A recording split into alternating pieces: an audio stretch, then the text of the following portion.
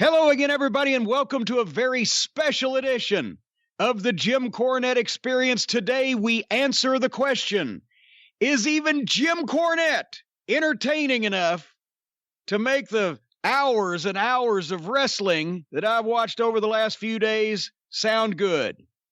I don't know, but we'll find out.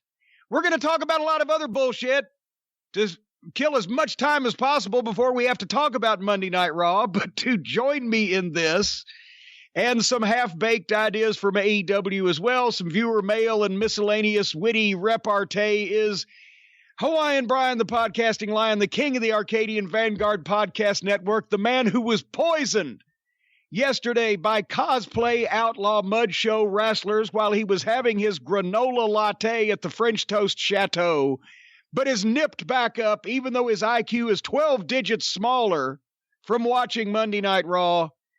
He's your friend and mine, the great Brian Last. Aloha, Jim. A pleasure to be here once again. I don't know exactly what a granola latte is. Well, that's what you have at the French Toast Chateau every morning when you graze over there, right? And I'm not exactly sure that was what poisoned me, but I've nipped up, and I must say I've been sick, pretty sick for the last day or so. However, I felt a lot worse watching Monday Night Raw. Well, I mean, it's not really a fair comparison there because, you know, maybe typhoid or malaria or whooping belch or something might be comparable to Raw. But anyway, we're glad that you put your working boots on, Brian, and you got back in the saddle here and back on the program so that we can make you nauseous again as we talk. Oh, God, I'm going to try to do everything I can to kill time before we have to talk. I don't care what anybody says or what they put in the show. It's just too long. 3 days is too long for a television show. I'm sorry, that show, 20 minutes was too long for that show. That show is just not. It took me 3 days to watch it. It's not good. Yeah. All right. Anyway, before we go any further, and let's at the top of the program, because I'm just, you know how I am. I'm not fond of most people, but I love animals. And we mentioned Logan Shockett over the past few weeks on the show and gave everybody an update last week that things weren't looking good. And obviously, you know, a poor little baby had gotten a tumor that they couldn't operate, and he didn't make it. And I don't want to go on too much about it, or else I won't be able to do the rest of this fucking show. But Logan was a rescue dog. His daddy, Neil, had rescued him like 5 years ago. And I don't know how old actually Logan was. I forgot to ask, but he had a hard life before, and Logan ended up with the perfect daddy, and he had 5 good years, and we appreciate that. And the group that has helped not only Logan, but a lot of the Pomeranians, which, you know, I got a soft spot for because of Harley Quinn, is a group called Positively, P-A-W-S-I-T-I-V-E-L-Y, Positively, pom.rescuegroups.org, O-R-G. And Stacy and I have given $250 to them in Logan's memory, and they've helped save, according to Neil, a bunch of Pomeranians. And, you know, all rescue dogs are important. And whether it's the Humane Society or a independent charity or individual charity that you work with, or positivelypom.rescuegroups.org. In Logan's memory today, let's give something, even if it's $1 or something from your little poochies or poochettes, as the case may be, because that way more of these dogs get a chance to have a nice life before something like this happens. And anyway, I don't want to go too much further, but Neil, like a lot of the Cult of Cornette listeners out there, Brian, as you well know, you musical expert, Neil Shockett is very musical, and he and his band did an actual tribute song for Logan. And I thought it was the sweetest thing I ever heard. And it takes a couple minutes, and we're going to play it here in a second, but it takes a couple minutes. So while you're listening to this musical interlude from another member of the Cult of Cornette, in honor of little Logan, who crossed the Rainbow Bridge, as he said, give something to somebody. in the way of helping some animals, whether it is positivelypalm.rescuegroups.org or the Humane Society in your individual area or a rescue group or whatever, that, we've got talented listeners out there, and what other podcast this week are you going to hear a professionally done tribute song to a cute little puppy? It's better than what most people are fucking talking about these days. Better than Raw. We keep going back to Ixnay on the RAW. We'll put that off until later on. Anyway, I've got an email taking you to task. And I hate to do this and kick a man when he's down, but you deserve this for this. Wait till you will be suitably chastened when you hear the content of this email from William, no last name given. That's exactly what it says. Dear Jim, having just listened to the drive-thru the other day, and if you don't, folks, why in the world do you listen to this show and not that? For people who like that kind of thing, that's more the kind of thing you people like. After listening to drive-thru and hearing the conversation digress to discussing pizza and specifically Evansville, Indiana pizza, I was intrigued. But after hearing Brian's casual dismissal of Evansville pizza, I quote, "I don't want New York City pizza. I want pizza from Evansville. Get out of here." I would like to send a blow it out your ear to him, although I think with what you've been doing lately, ass may be more apropos. But I'm too nice a person to do that, William says. I was born and raised in Evansville, Indiana, and our local pizza scene is phenomenal. I was fortunate enough to live within walking distance from the Rocca Bar when I was a kid some 30 years ago now, so I'm well acquainted with their pizza, which was simply fantastic. I knew it was good, but I hadn't realized how much of a reputation that place had until I was watching an episode of WWF Superstars some sleepy Saturday morning in the 90s, and during some forgettable match, I heard you singing the praises of Rocca Bar Pizza to a skeptical Jim Ross. I remember it because it's one of the few times that Evansville has ever been mentioned on a national television show in a positive light.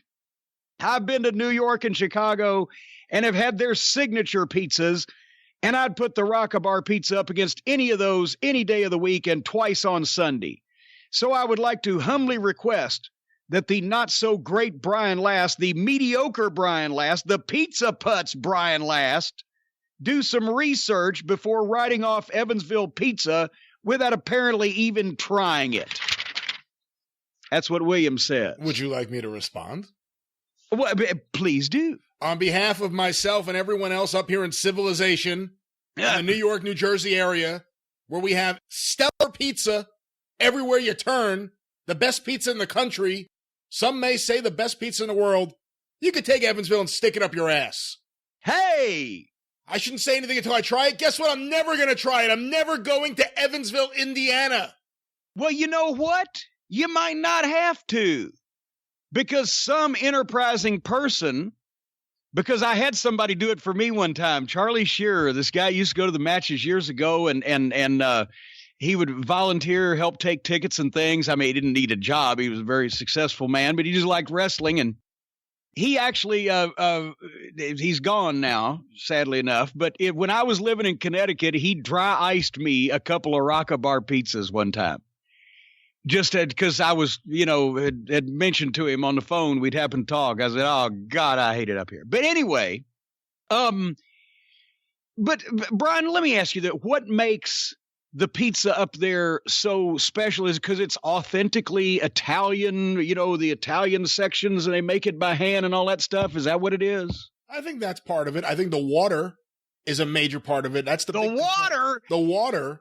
Good God! Believe it or not. But that's one of the big... You can stick a spoon up right in a glass of your New York water. That's one of the big things you hear from people that leave New York and move to Florida, and they can't get a good bagel, and they can't get a good slice of pizza.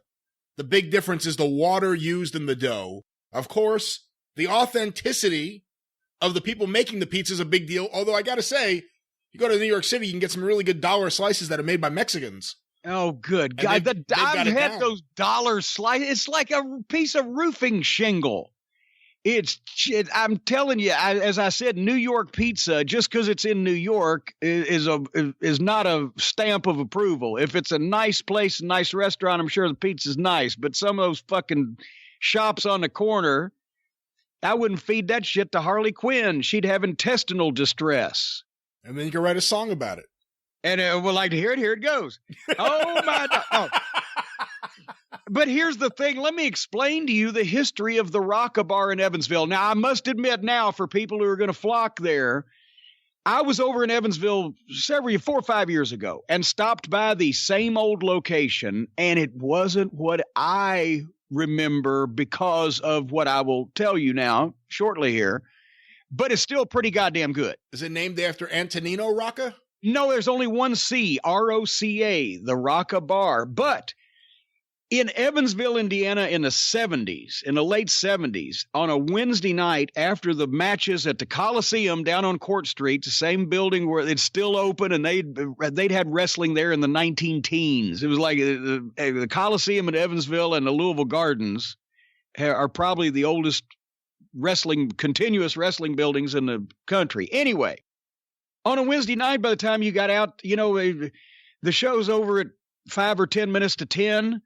By the time that, all the box office is counted up and the merchandise is packed up and everything, and you get in your car and you go somewhere to get something to eat, it's 10:30. Well, the Rock-A-Bar was down, I think was it on Kentucky Street? Oddly enough, you'd think I'd remember that. But anyway, it was adjacent to downtown, only a short distance away from the Coliseum. And their kitchen was open till in those days 11 o'clock. But once we became regulars and they expected us, they'd be open till we got there. And it was always Christine Jarrett and whoever was driving her. It might be Sammy Malone, might be her niece Donna. The ladies that help take tickets and sell tickets, Bernadine Sutherland and sometimes the Gaddy family and various other people. They had one time Lawler's birthday party came on a Wednesday night. He was in Evansville, and I'm sure he loved being there on his birthday. And the crew there threw him a birthday party, and Tojo had to come because Tojo was riding with him. He's like, I don't want to, you can see on his face, I don't want to be fucking sitting here at Lawler's birthday party with a bunch of fucking ticket takers. But anyway, I digress. My mom and myself and sometimes some of the boys would go get something to eat. So they became used to us and we had the run of the place. But the reason why the pizza was so good, it was a thin crust pizza that they don't cut into triangles like they do up there like savages. They like down here in the Midwest, they cut them into rectangle pieces. And every single one of those rectangles on a sausage pizza, they didn't just grind the sausage up and sprinkle it all over. It had a little sausage ball. And the sausage was homemade because the old couple that owned the place, their name was Casalavecchio.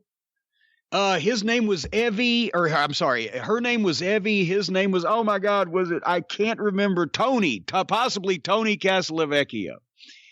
But this fucking guy ground his own sausage, made his own dough. I think they made their own, sauce. Everything was done by hand. This little place, and they just did great sandwiches and pizza and stuff like that. And it was a labor of love. And obviously, that was 40 years ago, and the guy was 60 then. So unless he's some kind of goddamn genetic freak, he ain't grinding that sausage anymore. So now, and they've opened up another location from what I hear in addition to the original one and et cetera. But I'm sure it's not the same, just like nothing is the same as it used to be. But I'll have you know I would put that pizza up from 1979 up against any of your Yankee pizzas. Oh, give me a break. Who wants sausage on their pizza? What? Sounds awful. What the fuck? You build the pizza around the sausage. No. What? Cheese, there's not, sauce, crust. That's it. What? That's it. Not even extra cheese. No. You've got sausage and bacon and pepperoni and onions and green peppers and mushrooms. That's not pizza. What the? You are seriously going to sit there and explain to me that you're eating cheese pizza with no toppings? Yes, as we call it up here, pizza. That is what I'm eating. And the sauce is the most important part. Oh, good God. Oh, good God. Sausage and meats. Get out of here. You like pineapple on it, too?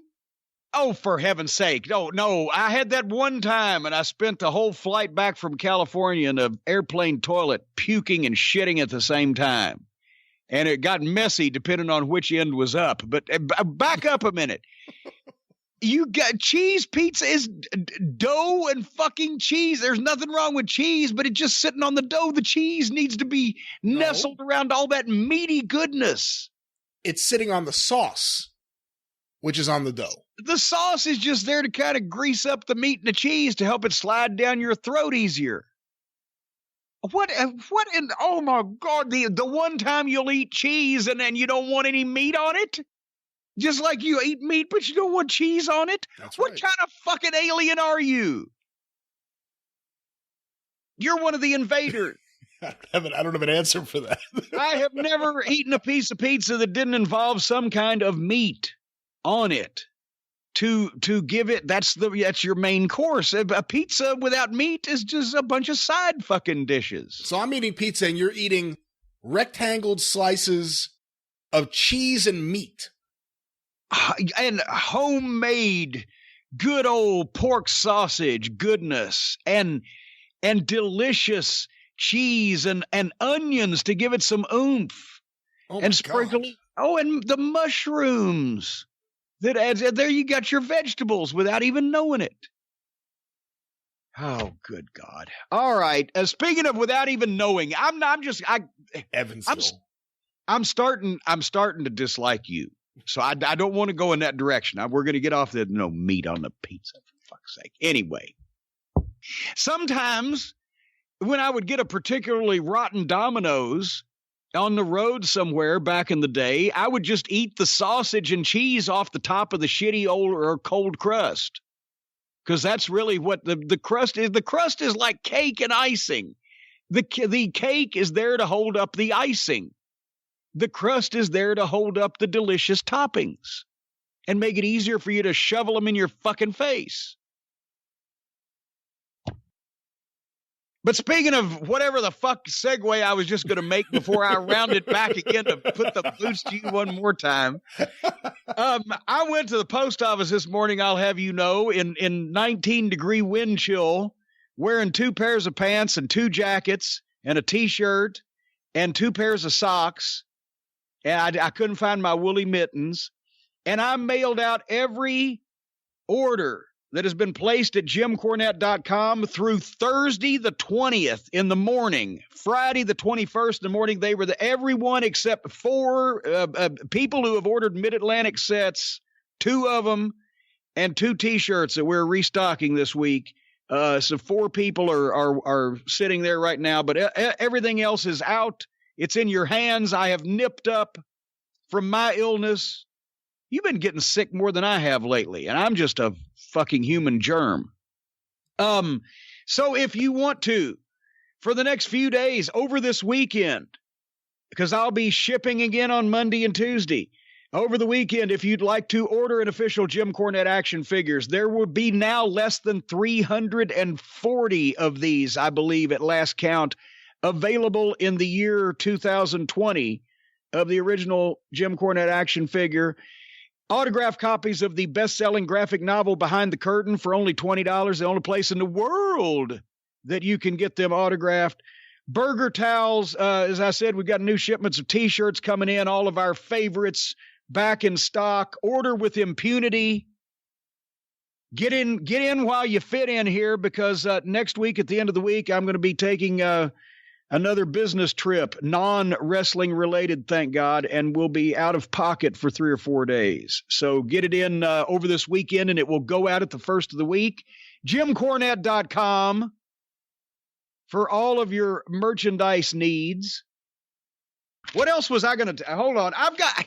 I've written down, I've got notes, I've got copy, I've got all kinds of stuff to talk about things. Oh, we had another email. We talked about Valentine's Day events here a week or 2 ago on the Experience, correct? And we mentioned that it was Valentine's of 1988 that Ole Anderson came back and as a babyface against the Horsemen and popped a big $100,000 plus house in the Omni. Was it not that? Yeah, teaming with Luger, who had just turned babyface. Yes. So then I was trying to look through emails. I'm still fighting those folks. And I get this one from Tim in Georgia. And it reminded me of to our fearless leader, Jim Cornette. I have always heard of how angry and cantankerous Ole Anderson can be. However, I have a different perspective of old mean Ole. It had to be about 1988 or 1989. I was a young lad of about 8 or 9 at the time. I was going into the Dairy Queen in Woodstock, Georgia, with my family and could not believe who was coming out with his. It was Ole Anderson in the flesh with his wife and I suspect children or grandchildren. I don't know if she was his wife at that point, and I think they may have been hers, but you get the picture. I, at first, still believing in kayfabe, was terrified of him. He looked at me and knew at once I had recognized him. To my great amazement, he left his family and walked over to us and shook my hand. I was floored, and you could have knocked me over with a feather. I was in awe and starstruck. I could barely eke out a coherent sentence. I could not then and still now, knowing all that I do about the man, believe he did that. Now, here is the question. Did he stop and talk to us because he was with his family, or was he that nice to us because he was a face on TV at the time? I could not imagine a heel Ole Anderson giving an 8-year-old stranger the time of day. Thank you for your time, Tim. The answer was whether, Ole has come to be known as the grumpy old man, and everybody knows I was on the outs with Ole for a while. Well, not on the outs with, I was just mad at him from one of those booking stints in 1990. But then in later years, I've come to realize from being put in some of the same positions and just reflecting on Ole and then getting to sit and talk to him in Charlotte a few times at the reunions over the past few years where he's fucking hilarious, and he always has been. Ole would have done that anytime because although Ole was the classic heel, right? He was the never broke character, was always serious in the ring, never was involved in any ha-ha, which made it all the more ironic. He's the one that wanted to put the pumpkin over my head, right, in WCW.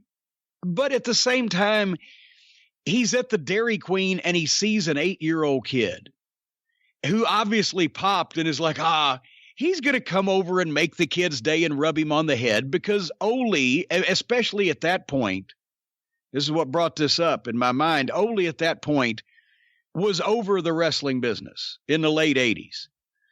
But everybody just thinks that that's what Ole was always grumpy, sort of like me, always grumpy and always mad at somebody and always firing somebody.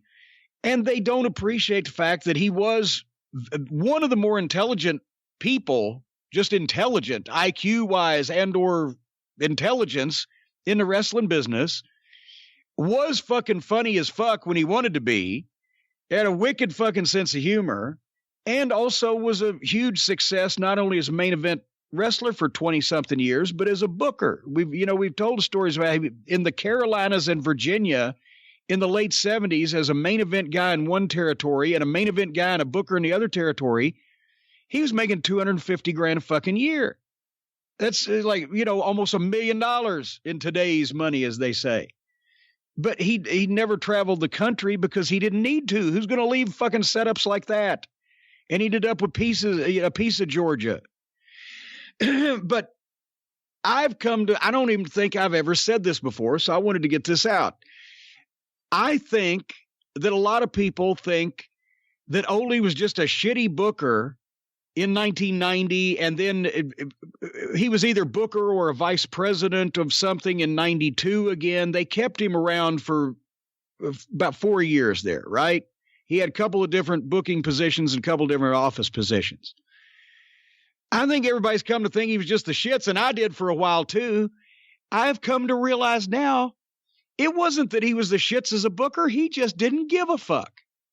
He was a completely opposite of me, whereas I can't ever fucking just roll over and accept horse shit, right? And as far as horse shit wrestling, I think he had just said, you know what, fuck it. From Hurd through Kip Fry to all the other administrations, he had said, if they're going to fucking pay me this much money, they're not going to draw anyway.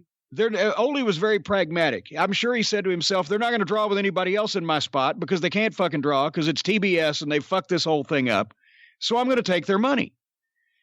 And I don't even know now, in looking at it, was he really pushing all those muscle heads that he signed to replace all the talent because he thought he was going to recreate the Road Warriors, or just because he said, fuck, I did it 10 years ago. I got a bunch of fucking weightlifters that would work cheap. And since we're not going to sell any tickets anyway, I look like a genius because I reduced the talent cost. So they're making more. They're losing less money instead of making any at all, which they're not going to anyway. I'm wondering if he had just said by that point, fuck it. These fucking goofs. I'm just going to tell. And then I was there the day before he got fired. We've told the story when they wouldn't use his son, Bryant, and I booked Bryant and Smoky Mountain Wrestling. And I went down there to shoot promos. He had me come to the power plant and shoot the promos in the parking lot and was participating in the promos on his lunch hour. And he knew he said, I know with all the Stooges, Erick, he hadn't been here in 6 months. He'll be here in 30 minutes. And 30 minutes later, Eric Bischoff pulls up. And he called Ole inside. Ole said, okay, I think I'm about to get fired. That's because he was waiting for it. He was like trying to figure out a way, could I just, go home somewhere and not have to deal with these people? Ole was never scared about getting fired either. And Bischoff called him in, and then 10 minutes later, Ole comes back. Bischoff gets in his car and drives off. I said, well, what'd he say? He said, well, I think you're exercising poor restraint, having Jim Cornette shoot promos here with you or whatever. And then he said, well, I'm just, trying to help my son Bryant get a job. Remember Bryant, the one that you just cut and won't use, didn't give a job to? And Bischoff had basically looked at him, said nothing, and walked off. And then the next day he called Ole on the phone and fired him. But Ole had been looking to get fired at that. That was 1994 late, let's say. He'd been waiting to get fired for 6 fucking years. When he retired after the Horseman run, 86, 87, and then they switched him babyface, and he worked with Big Bubba at the Crockett Cup in Baltimore that April. He was fine to be gone. At one point, he owned a lumber mill in Minnesota that he was running as a business. It's not like Ole was a person who ever wasted his money. He never had any bad habits, otherwise than being abrasive. So he had, plenty of money, and he was done with wrestling. And then he came back for that little babyface thing to pop Atlanta and did. And it was short term, and then he was done again. But then when Hurd fucked Tully and Arn on the contract offer to put some type of horseman together, Flair got Ole to come back when what was theoretically going to be short term. And they ended up giving him the book when Flair quit the next year. And of course, then all the problems started. But that's where I think he just said, this fucking Hurd, I'm not going to argue with this fucking idiot. Look at what they've done.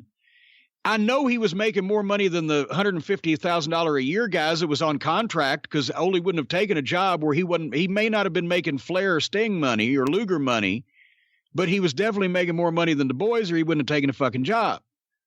So he made $250,000 a year to fucking, book, and he doesn't even have to fucking try to book because he knows it's hopeless, and Hurd's going to, as long as he does what Hurd says, then it's Hurd's fault. I think that set up a pattern there of what everybody was doing, but I think Ole maybe has been treated unkindly because everybody thought he had lost it. I just think he was like, fuck you.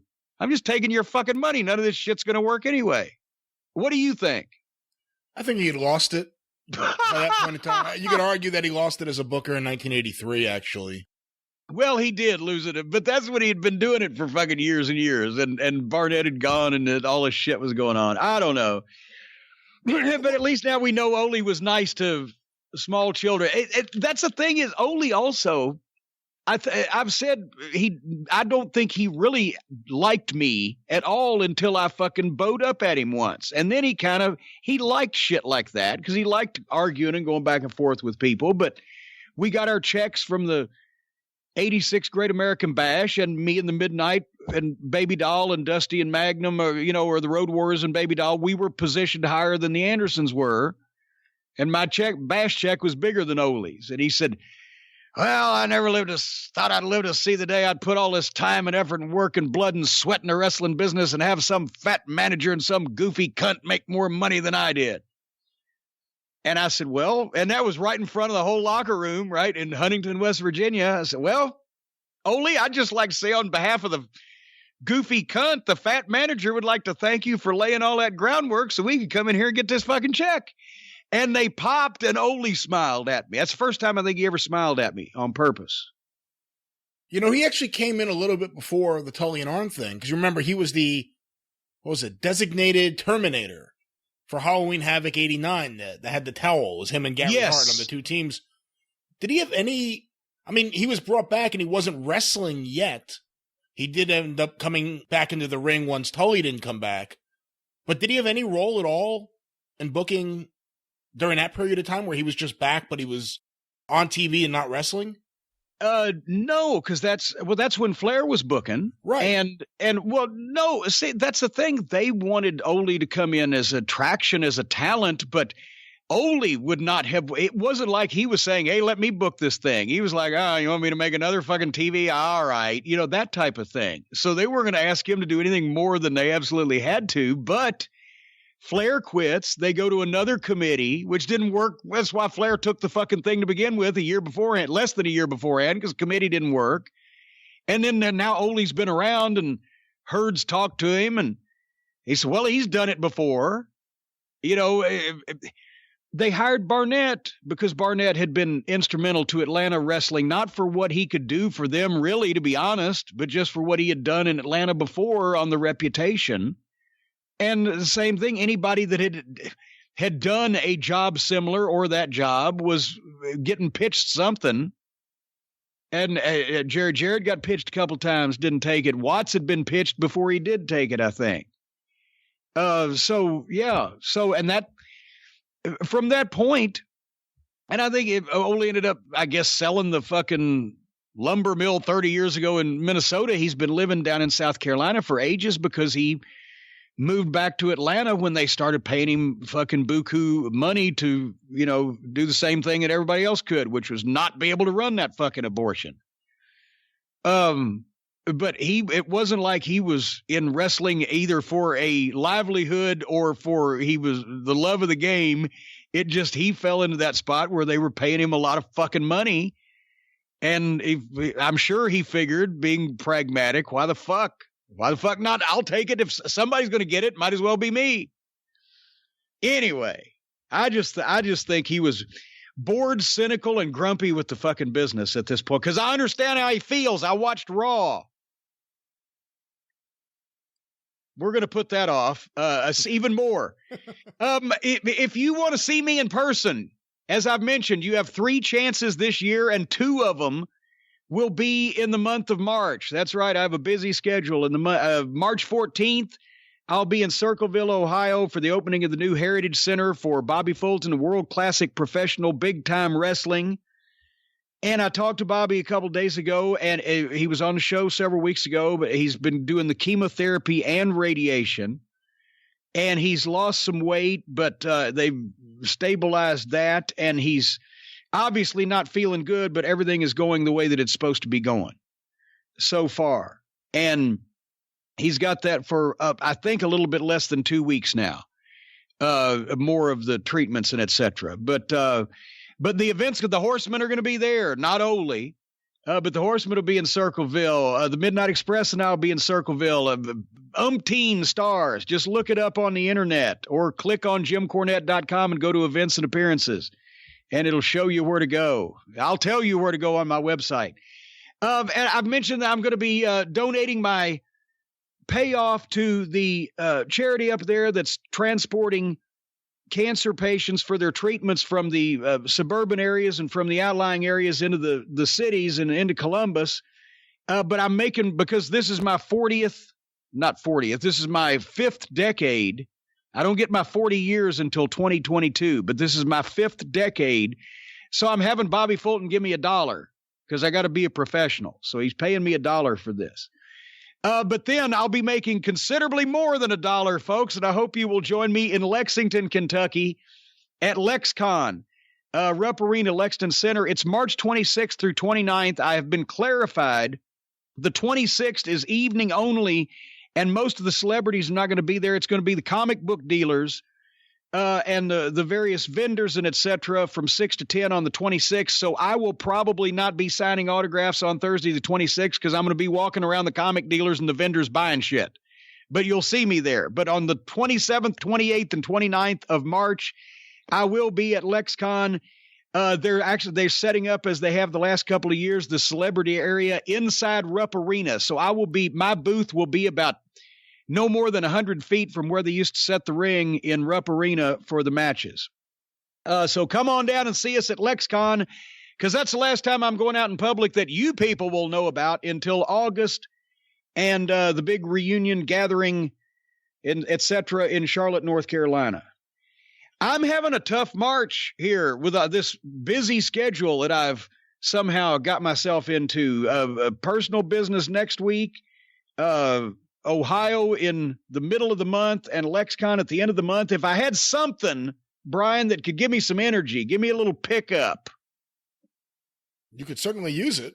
I could certainly use it. I thought we had the jingle. Oh, I forgot. We haven't recorded that jingle yet, so I'll do it.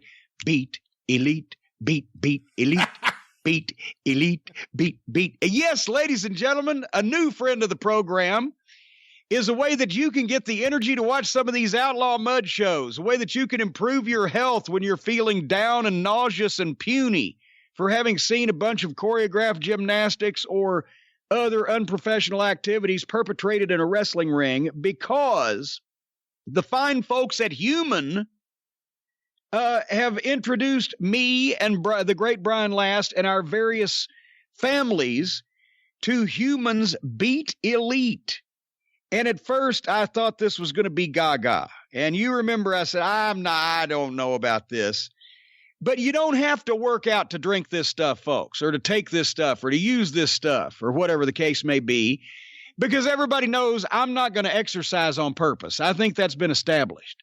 But as I near the twilight of my years, I don't have as much vim and vigor, as much get up and go as I used to. A lot of my get up and go has already got up and went. And I didn't think that anything would help return it once it had escaped the corral. But now I have found Beat Elite. Stacy started taking this first couple weeks ago because I was sick and I wasn't going to start anything then, right? And you started taking it a couple weeks ago. And both of you have been nattering at me. Oh, I've had so much more energy and an improvement, because it apparently, this concoction that they give you, you dump it in some water and stir it up, and it has the, nice, pleasant black cherry taste or whatever, but it's made from beets. And each glass of this has the nutrients of all kinds of fucking numbers of beets. And it basically helps your blood flow and helps the oxygen go through your blood so that you have more energy and more endurance and more stamina. And apparently, from the way you two have been nattering on about it, it worked, but I thought this is still going to be bullshit. And then I just started, because now I got off the antibiotics and the steroids and everything, so I could give it a fair shot. And you can tell it's a little peppy. It's a little, because I had to go to the post office in a wind chill of 19 degrees at 9:15 this morning. So I needed something short of black tar heroin to get me out of the house, and this provided that. So you've been noticing, because you're still an athletic person, and you walk places and things instead of being carried or ferried around like I do. Not for long, but yeah, at the moment, that's true. And it is an endurance product. It definitely gives you more energy, gives you endurance. It's fuel for the body's blood, was the way it was put to me by the wonderful people at Human. Well, when you get more oxygen, as we all know from Gordon Soley, oxygen is the athlete's gasoline. And if you get more oxygen in your blood and stuff, and more into your lungs and muscles and things, you get more performance out of your engine. Anyway. That's right. It lowers the oxygen load which preserves energy. And it also stimulates blood flow, which makes the blood vessels wider. I don't know whether I want to have my loads lowered or not, but they may already be low enough. I haven't measured my loads lately, but I'll certainly try to keep that in mind for the future. Anyway, folks, if you want to do what we're doing, not doing a bad podcast, I'm talking about taking what we're taking for your oxygen transport and your blood flow and your endurance and your performance and your stamina. And I'll tell you something. If you don't have more endurance, you need to get some more insurance. But anyway, go to Live Human, HUMAN, Live, LIVE, Human, HUMAN.com/JCE, and you get 20% off your first purchase of Beat Elite. The team at Human is making this offer exclusive to my listeners only. You won't find a deal like this anywhere else. I almost find that hard to believe, but we'll check on it. That's livehuman, HUMAN.com/JCE, livehuman.com/JCE. You can live like a human and longer if you do Beat Elite. I think is that their jingle? I've heard that. It is. It is such a bad song. They came out to it a few weeks ago with Kenny Omega. I was like, this is the lamest song. No, if this is Live Human's jingle, because I've heard it somewhere. Beat Elite, Beat Elite. I don't know if it's theirs. I got to say, though, the one thing that shocked me, it's crystallized beets that you put in the water, you mix it around, and you swig it down. It actually tastes really good. I was surprised at just how good it tastes. Well, and I don't believe anything Stacey says. So when she said that, I just blew it off. But when you said it, I assumed that it might be true. Anyway. I think some of the athletes out there listening to the show, if you take this about 20 minutes before your workout, you'll be very surprised, very happily surprised with the results and the extra endurance you'll have.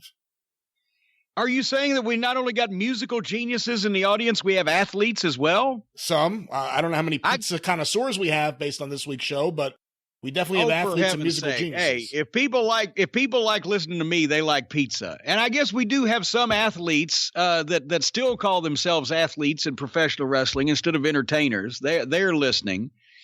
But we, as I mentioned, we have musical geniuses and a member of our own. It's another musical interlude, folks. I will do anything. I will start reading cooking recipes to have to not talk about Raw. Anyway, Stephen P. New, the consigliere of the Cult of Cornette, and his Ramblers Road Apples. What's the name of their group? No. It's the Royal Ramble. The Royal Ramble, not the Ramblers Road Apples. That's a completely different group. But the Royal Ramble, we played this on the drive-thru, and once again, if you'd listen to the drive-thru, then we wouldn't have to play this now. But some of you people are only listening to this program.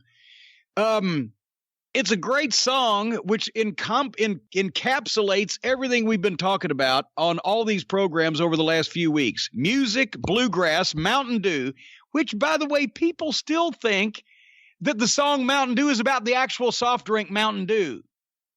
The actual soft drink Mountain Dew was named after the gimmick name of moonshine, Mountain Dew. But there's no alcohol in the soft drink. That was Marty Gorman's favorite drink. I don't know what that says, but... Well, I think his parents had the original kind of Mountain Dew, because that may have led to, especially while his mother was pregnant, that may have led to what happened. Oh, Jesus. Oh, for heaven's sake. I mean, he had his head set on fire. He didn't even notice. Come on. But anyway, the song I was talking about by Ramblers Road Apple, the Royal Ramble, encapsulates our commercial spots, because Stephen P. New's a fine sponsor, our musical Cult of Cornette members, our show topics. It crosses drive-through and the experience. We want to give this audience a chance to listen to this hell of a song from the Royal Ramble with guest vocals, ladies and gentlemen, by the incomparable, the amazing, the inimitable, the unforgettable Stephen P. New.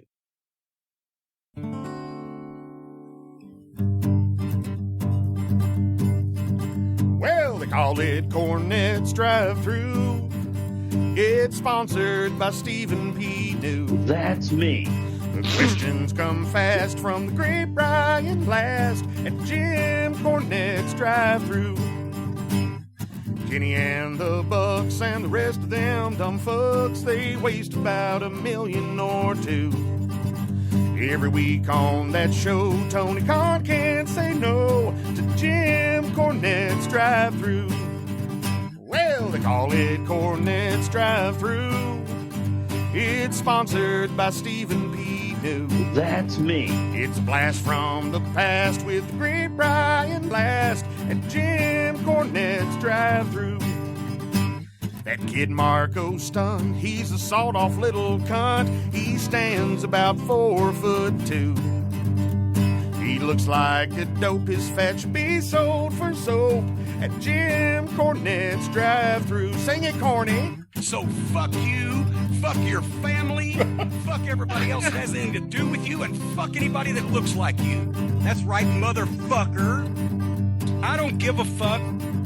Kenny Omega can suck my big fat white fucking dick. Well, they call it Cornette's drive-thru. Lord, Lord, it's sponsored by Stephen P. New. That's me. The questions come fast from the great Brian Blast at Jim Cornette's drive-thru. It's Jim Cornette's drive-thru. Thank you, fuck you, bye. Wee-haw. Well, there you have it, ladies and gentlemen, the Royal Ramble and their version of Mountain Dew. If you're not listening to the drive-thru, we do just classic stuff like this just all the darn time over there.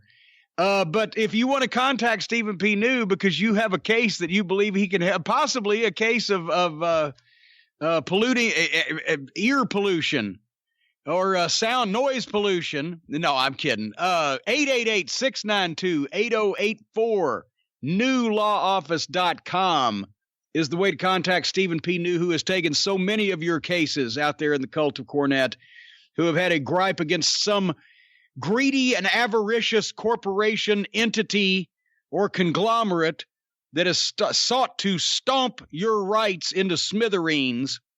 Stephen P. New is the equalizer. Reportedly, he recorded those vocals on location at the airport, from what I've heard. It did sound like Neil Armstrong coming from the moon there. All right, real quick, a programming note. We talked about Robert Conrad a couple weeks ago, a star of the Wild Wild West, who passed away at the age of 84, and what a great worker he was, and had the best television fight scenes of the 60s and 70s, courtesy of Robert Conrad. The Wild Wild West is on television currently as we speak at 1 p.m. Eastern, FETV. Now, not MeTV. We've plugged MeTV, memorable entertainment television, with our friend Svengoolie on 8 o'clock Eastern on Saturday nights, but also the incredible Saturday nights lineup with Lost in Space and the Time Tunnel and Voyage to the Bottom of the Sea and Star Trek. And Buck Rogers. Buck Rogers. I was never a little, anyway. Wow, interesting. But anyway, nevertheless, FETV, Family Entertainment Television, is my Spectrum cable is channel 246, but your mileage may vary. But they're not only airing 2-hour blocks of the Wild Wild West every weekday from 1 to 3 p.m. Eastern, but also they're airing a variety of classic television programming. I'm actually on their website right now. Listen to this lineup: Green Acres, Bat Masterson, Tombstone Territory, there's a forgotten Western, The Saint with Roger Moore, The Partridge Family, The Monkees, I Dream of Jeannie, Heart to Heart, T.J. Hooker, God, William Shatner's hair was really phony then. One Day at a Time, The Flying Nun, Sergeant Preston of the Yukon, The Black and White Lassies, Hazel, Barney Miller, Maude, Father Knows Best, Matlock, Designing Women, The Lone Ranger, and Perry Mason all over the place. If I'm not mistaken, they had Batman and the Green Hornet on a couple weeks ago, but I think they've changed their lineup.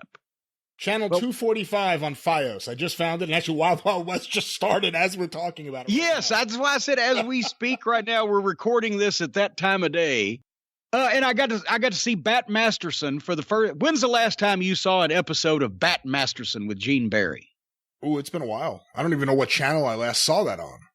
Well, right there was Gene Barry in all his glory on FETV. He's the one that Sputnik Monroe was going to knock out at the Mid-South Fair. That Masterson, I think he was the one that Doc Holliday was going to knock out. Well, no, I mean Gene Barry, but no. For those of you who live under rocks and don't know about classic television, in the late 50s, early 60s, Westerns were the top 20 television program. That's why there's so many of them from that era. They were all over the dial, right? And Bat Masterson, who was a famous lawman from the Old West, as you just mentioned, they gimmicked him up a little bit. Part of this is legend, obviously. Part of it's true, but Gene Barry is the actor. He played the suave and debonair Bat Masterson, who'd come in with a silver-tipped cane and the bowler hat, and he always was one step ahead of the fucking bad guys and all that shit. And he was allegedly in the TV series from Dodge City, Kansas. And that's where Sputnik Monroe announced himself from back in those days. And Sputnik figured that since Bat Masterson was one of the top TV shows and Gene Barry was a top TV star and he's going to be appearing as a special guest at the Mid-South Fair, that if he went and confronted Gene Barry on stage and said that he was the real fucking Dodge City, Kansas tough guy and punched and knocked Gene Barry out, that he'd get in the newspapers. And this is what he told all the boys. He told Buddy Wayne this. Buddy Wayne was around then. He said, I remember when he did it. Anyway, he goes to the Mid-South Fair, and we've told the story before. You can look it up on the YouTube channel. There's a good time to plug that. Official Jim Cornette on YouTube. Subscribe. It means the world to us. And what happened was, when he went to the fair, the mob, the crowd around Gene Barry and all the security and everything was said he couldn't get within fucking 100 yards of Gene Barry, but he was drunk. Or at least drinking, because that's what, how he had fortified himself for the fucking angle that he was going to shoot for himself. And he bumped into, sideways, glanced at, some way or another, got caught sideways with a cowboy, part of the rodeo that was there. He was from Paris, Tennessee, this guy. And the cowboy knocked Sputnik out. And it made the newspapers. And the argument that nobody knew whether it was over, either Sputnik said something bad about a woman and the cowboy took up for it, or the cowboy was mad because the girl liked Sputnik Monroe on television. And Sputnik's story was that he insulted the cowboy's horse. I don't know. But one way or another, the cowboy knocked Sputnik out, punched him, boom, big flat back bump, busted his eye open. The pictures in the newspaper of Sputnik with the black eye and the stitches. And then, of course, Sputnik said it was a sucker punch and he slipped in cow shit's the only reason he went down. But anyway, so he got publicity, but not of the kind that he was looking for, by knocking out Bat Masterson. So when Roy Welch heard about it, they decided to turn a negative into a positive, and they set up a challenge on TV that Saturday morning. If the cowboy, and I think the newspaper revealed his name was like Kid Marley. I've got the newspaper clippings. If the cowboy would come to the Ellis Auditorium Monday night and fight Sputnik in a special challenge match, they put up like $1,000 or $2,000, a ridiculous amount of money for the time. It'd be like 10 grand or whatever, some fucking rodeo guy today. And they advertised the fight and said all he's got to do is come pick it up, is fight Sputnik in the last 10 minutes or do whatever the fuck. And they drew a big crowd because it got all the publicity and everybody wanted to see what would happen. But the guy didn't show up because he sent word, no, this has all been some kind of fucking setup deal. The whole thing, now he believed it was a setup from the time he thought Sputnik had let him knock him out to get all this newspaper publicity to challenge him to come down there, and they were going to kick the shit out of him. So he wouldn't take the fucking money.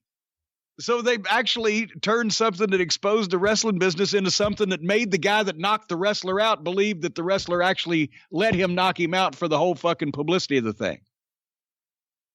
And then they had some guy that claimed to be a rodeo cowboy fight Sputnik, and it didn't last long. Imagine that. Now that's wrestling, not like Monday Night Raw. But let's not talk about that right now. Wait a minute. Before we talk about Raw, let's talk about something exciting like shaving your dick and balls. Oh. No, I have an email here from a Cult of Cornette listener. James. I won't use your last name, James, just in case you have a family. James emailed me, Jim, I'm emailing not to ask Jim a damn thing, only to tell Jim that I couldn't be happier with a product that you recommended to me while I was tuning in my weekly date with the Jim Cornette Experience. When I were talking about one of your many great sponsors of the program, this may have been voice texted or something. Anyway, that sponsor has single-handedly changed my life forever and in a great way. Manscaped has saved my face and my balls from many nicks, cuts, leaving not only my face a bloody mess, but my balls from those would-be name brand razors of the past. I was manscaped for Christmas by my wife. I bet that was fun. Meaning she gifted me the Lawnmower 2.0 with the lotions and potions. And, of course, now they got the 3.0 out. The only reason she even knew about it was I came home after that fateful afternoon listening to the Jim Cornette Experience and told her this was a product that I needed. And I've never endorsed anything I've ever heard on a podcast or the radio before. But for the fact that 99% of those products have either failed or were not sold effectively. You, sir, sold me on it. And I can now say that I no longer sack or shaft when I shave my neither regions. Not what? I think it's no longer nick my shaft, but I think this was voice texted possibly. When I shave my neither regions. Since the initial purchase of the Manscaped package, I just received my replacement blades and I just received my Plow 2.0 as a free gift with my replacement blades. So now I can say I'll no longer have a bloody face as well as silky smooth, non-bloody neither regions. And I'm going to tell you what, James, that is just an example of some of the things that we're hearing from people, just written in incredibly poorly. But still an example of the things that we're hearing from the people that have taken up the opportunity to become Manscaped customers. And I have further testimony that it may be strong enough for a man, but it's gentle enough for a woman. Because we can't just say manscaping here. We can now say personscaping, because I have had personal testimony from a member of the female persuasion that this incredible Lawnmower 3.0 works just as well on her nether regions as it does on ours. It's impossible to nick it's an electric, the greatest ball hair trimmer ever, an electric trimmer with its own light. You can do this in pitch blackness because it has an LED light that goes right where the trimming head goes. I can't even say cutting head. It's a trimming head because a cutting head would indicate that you could hurt yourself with this thing, and it's impossible. I've tried to grind the point of this thing into my eyeball, and it doesn't hurt. Anyway, millions of balls are about to be nick-free thanks to Manscaped's advanced skin-safe technology. The battery lasts up to 90 minutes, so you could shave a gorilla in that length of time. It's got the charging base that you can just set it and forget it. 7,000 RPM motor with quiet stroke technology. And if you have a problem sometimes making noise when you're getting stroked, well, this will offset that. And you are obviously invited to avail yourself of all the rest of the lotions and potions, the crop mop ball wipes, the pH balanced things that make you smell good and feel good and you're greased up good. But the most valuable thing, the thing that no man should be without, from your sideburns and the top of your head to the tip of your toes and everywhere in between, including the swamp and, milk lemonade around the corner fudge is made. Anyway, go to manscaped.com and use the code JCE and you get 20% off plus free shipping.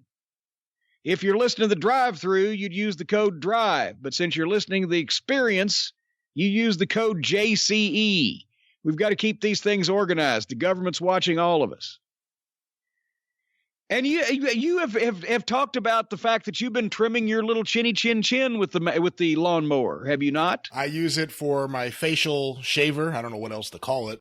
It's fantastic. It's the best razor I've ever had, an electric razor I've ever had for my face, by far.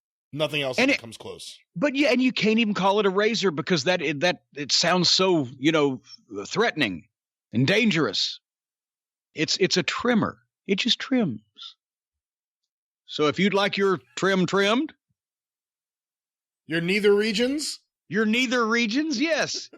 All right, real quick, speaking of the neither regions, everybody has been asking me to say something about the impeachment, something about the Democratic debates, something about the state of the fucking country over the last couple weeks, and I've been so depressed. I'm going to say this. I don't know why that this is fucking difficult, but it is apparently for some people on the positive side of things.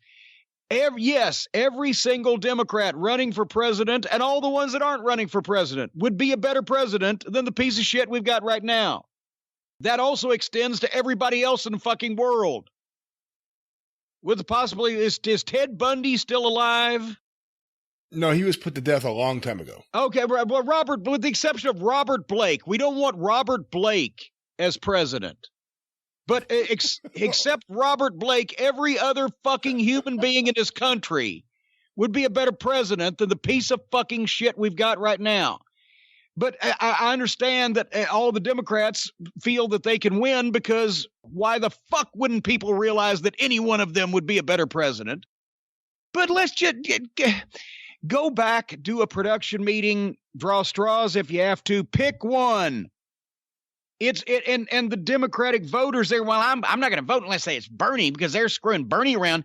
You fucking morons. Yes, I'm talking to you, Democratic morons, instead of the Republican morons. Democratic morons. Vote for whoever they come up with. This is too fucking important to fuck around just because you didn't get the goddamn flavor of ice cream you wanted. It's not between chocolate, vanilla, and strawberry. It's between strawberry and fucking arsenic spiked with fucking kerosene. So just fucking decide right now to go out and vote for whoever the Democrat is running against this criminal piece of pig shit. And let's stop worrying about this or we're going to fuck this up. We are seriously going to fuck this up.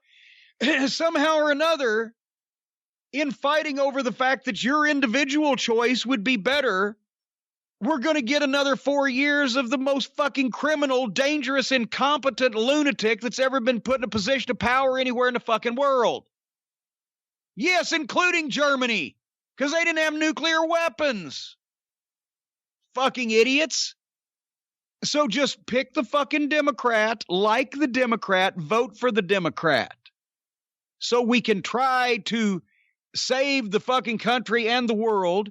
It's already too late for some things. I love where everybody that's a Trumpanzee says, well, just name one way that the world is worse now with Donald Trump as president. Okay, I just jotted down several.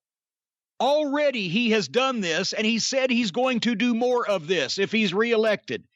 Appointing conservative judges that are in their 30s to all these courts that have no experience, that are just stooges for these conservative goofs. The courts from the Supreme Court to the local courts are going to be fucked up and infested with conservatives for the next 30 or 40 years. So long past the time where the citizens want to actually do something important, the judges are going to stop them from it because they're going to be appointed by the nuts that are running this fucking show. And they're going to be against abortion, and they're going to be against gun control, and they're going to be against everything. Basically, that right here, this list. Appointing more conservative judges, fucking the courts up for years to come. Banning more abortions every single minute that Donald Trump is in the White House. More abortions are going to get banned. It's going to get harder to get them. Every single second that Donald Trump is in the White House, the Second Amendment is safe. And nobody will have any gun control, any gun laws, any fucking responsible gun fucking anything because of the Republicans and the fact that they're owned by the terrorist NRA. Already regulations have been rolled back on businesses at an unprecedented rate and the environment. They're now blasting protected lands to build his stupid fucking wall. And the Mexicans don't want to come anyway, just like the Canadians don't want to come south. Nobody wants to come here anymore. Because we're all a bunch of fucking lunatics led by a lunatic. Already, he's the worst environmental disaster ever. You will be assured that nothing will be done about climate change, which is obviously the biggest problem. Everybody said, Well, all the Republicans, they're voting on the economy. So basically what they're saying is people who are Republican, who have that defect in their mindset, are willing to be bribed by the Gambino family. Hey, don't say anything about the Chin. We know he's fucking nuts. Or well, that's the Genovese family. That's right. The Genovese family. We know the Chin isn't nuts, but don't blow the cover. Here, we're going to pay you off.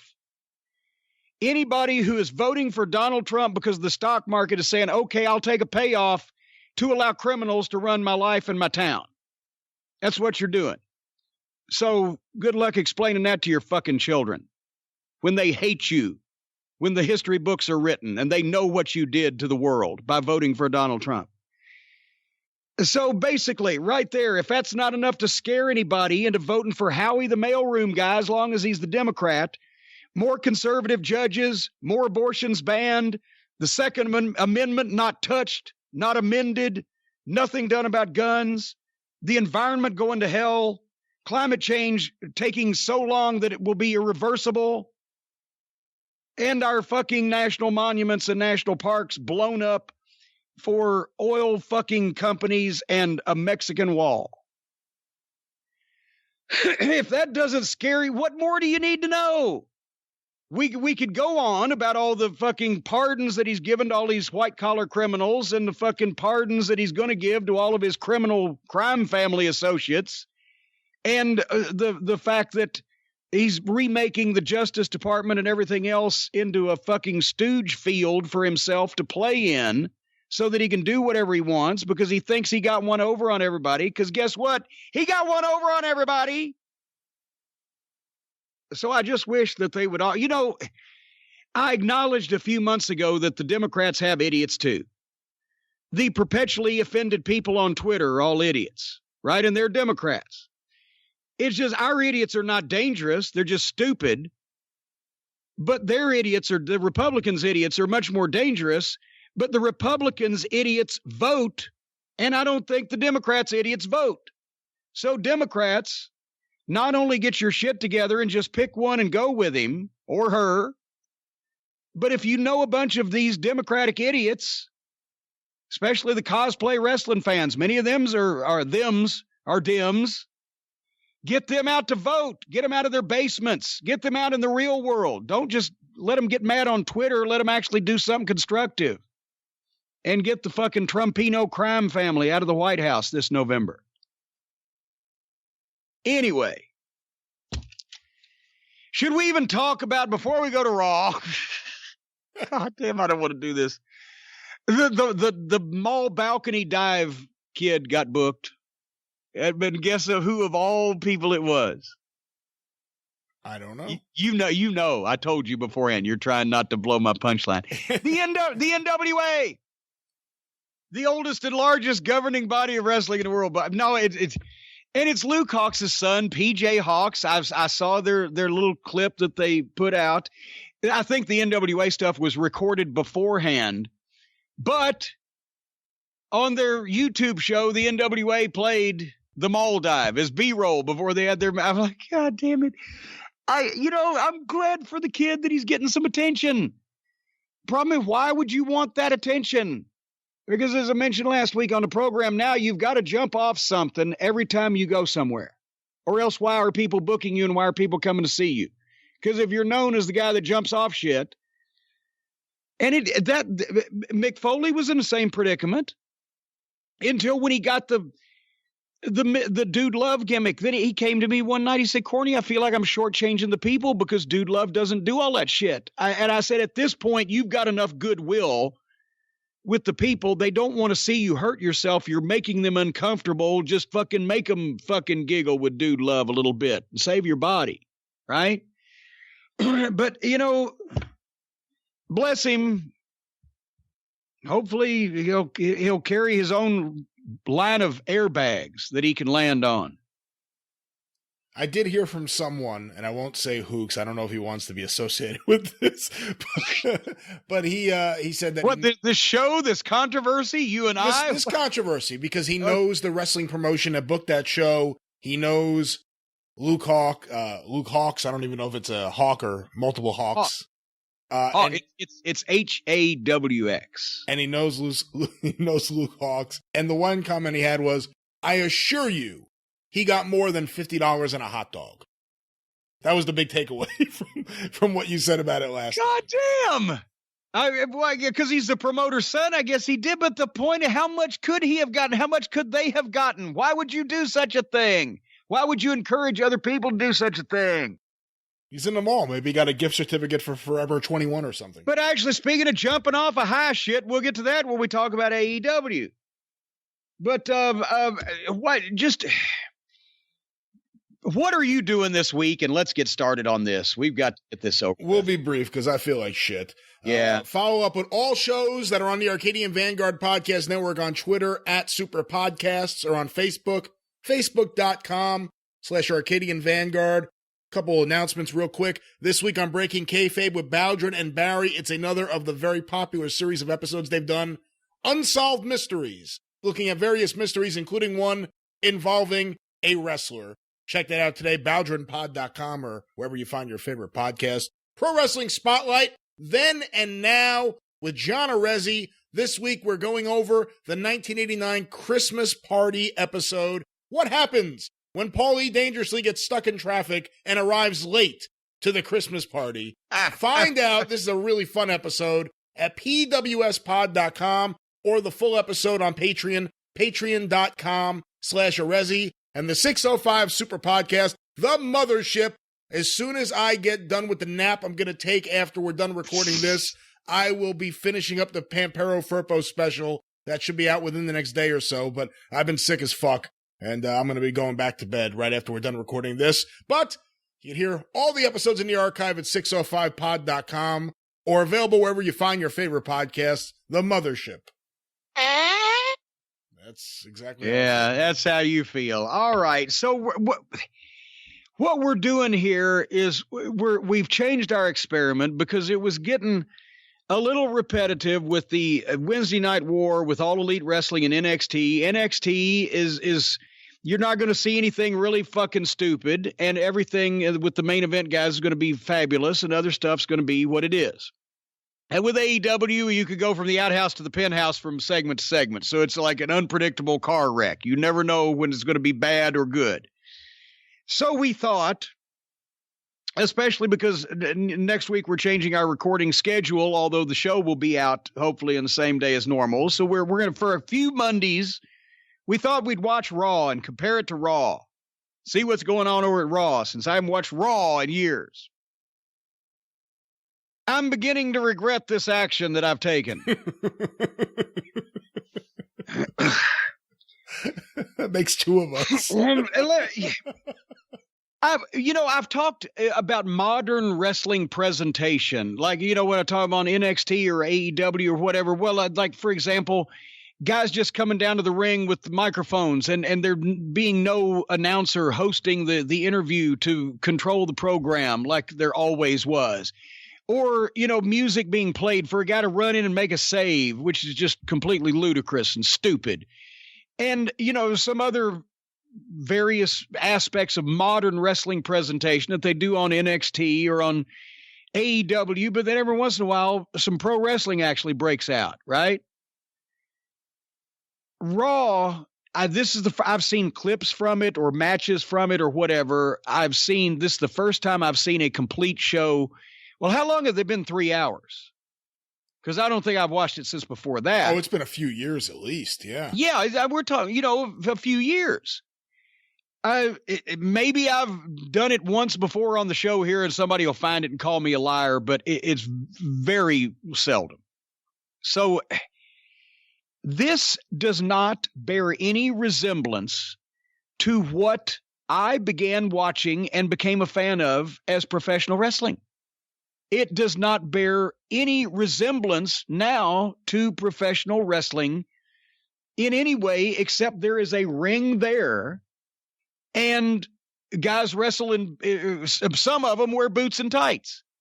Otherwise, there is no element of a professional wrestling presentation left. It is guys obviously coming out is sort of a cross between drama and improv or community theater, I should say, and improv, where guys are coming out to mostly follow a script, but occasionally improvise of an acting routine, and there might be a fight scene involved in the play.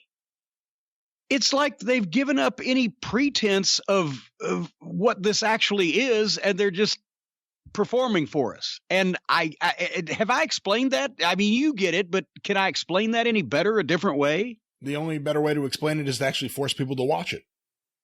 Well, I wouldn't want to do that to anybody. I'm not that mean.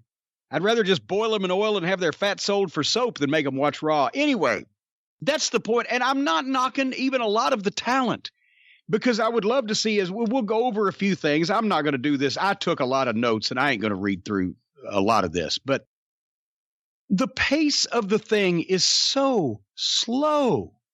Everything takes forever. And everybody, it's so, and it's at the same time so slick and produced. For example, when announcers, the great wrestling announcers, the Gordon Solys, the Lance Russells, the Jim Rosses, the whoever the fuck, from whatever era. I mean, in the 50s, they had the Dennis Jameses and the announcers that would make fun of the business, because that was when they were just finding their way and they had to take what they could get. But when the territories established and they got their own announcers, the reason why those announcers were so great is because the only thing that they told them was, call it like it's real. Call it like a sport. What would you say if these things were happening? So the announcers then figured out their own ways and their own methods to sometimes make the implausible sound plausible, or whatever the case, but they were serious about it.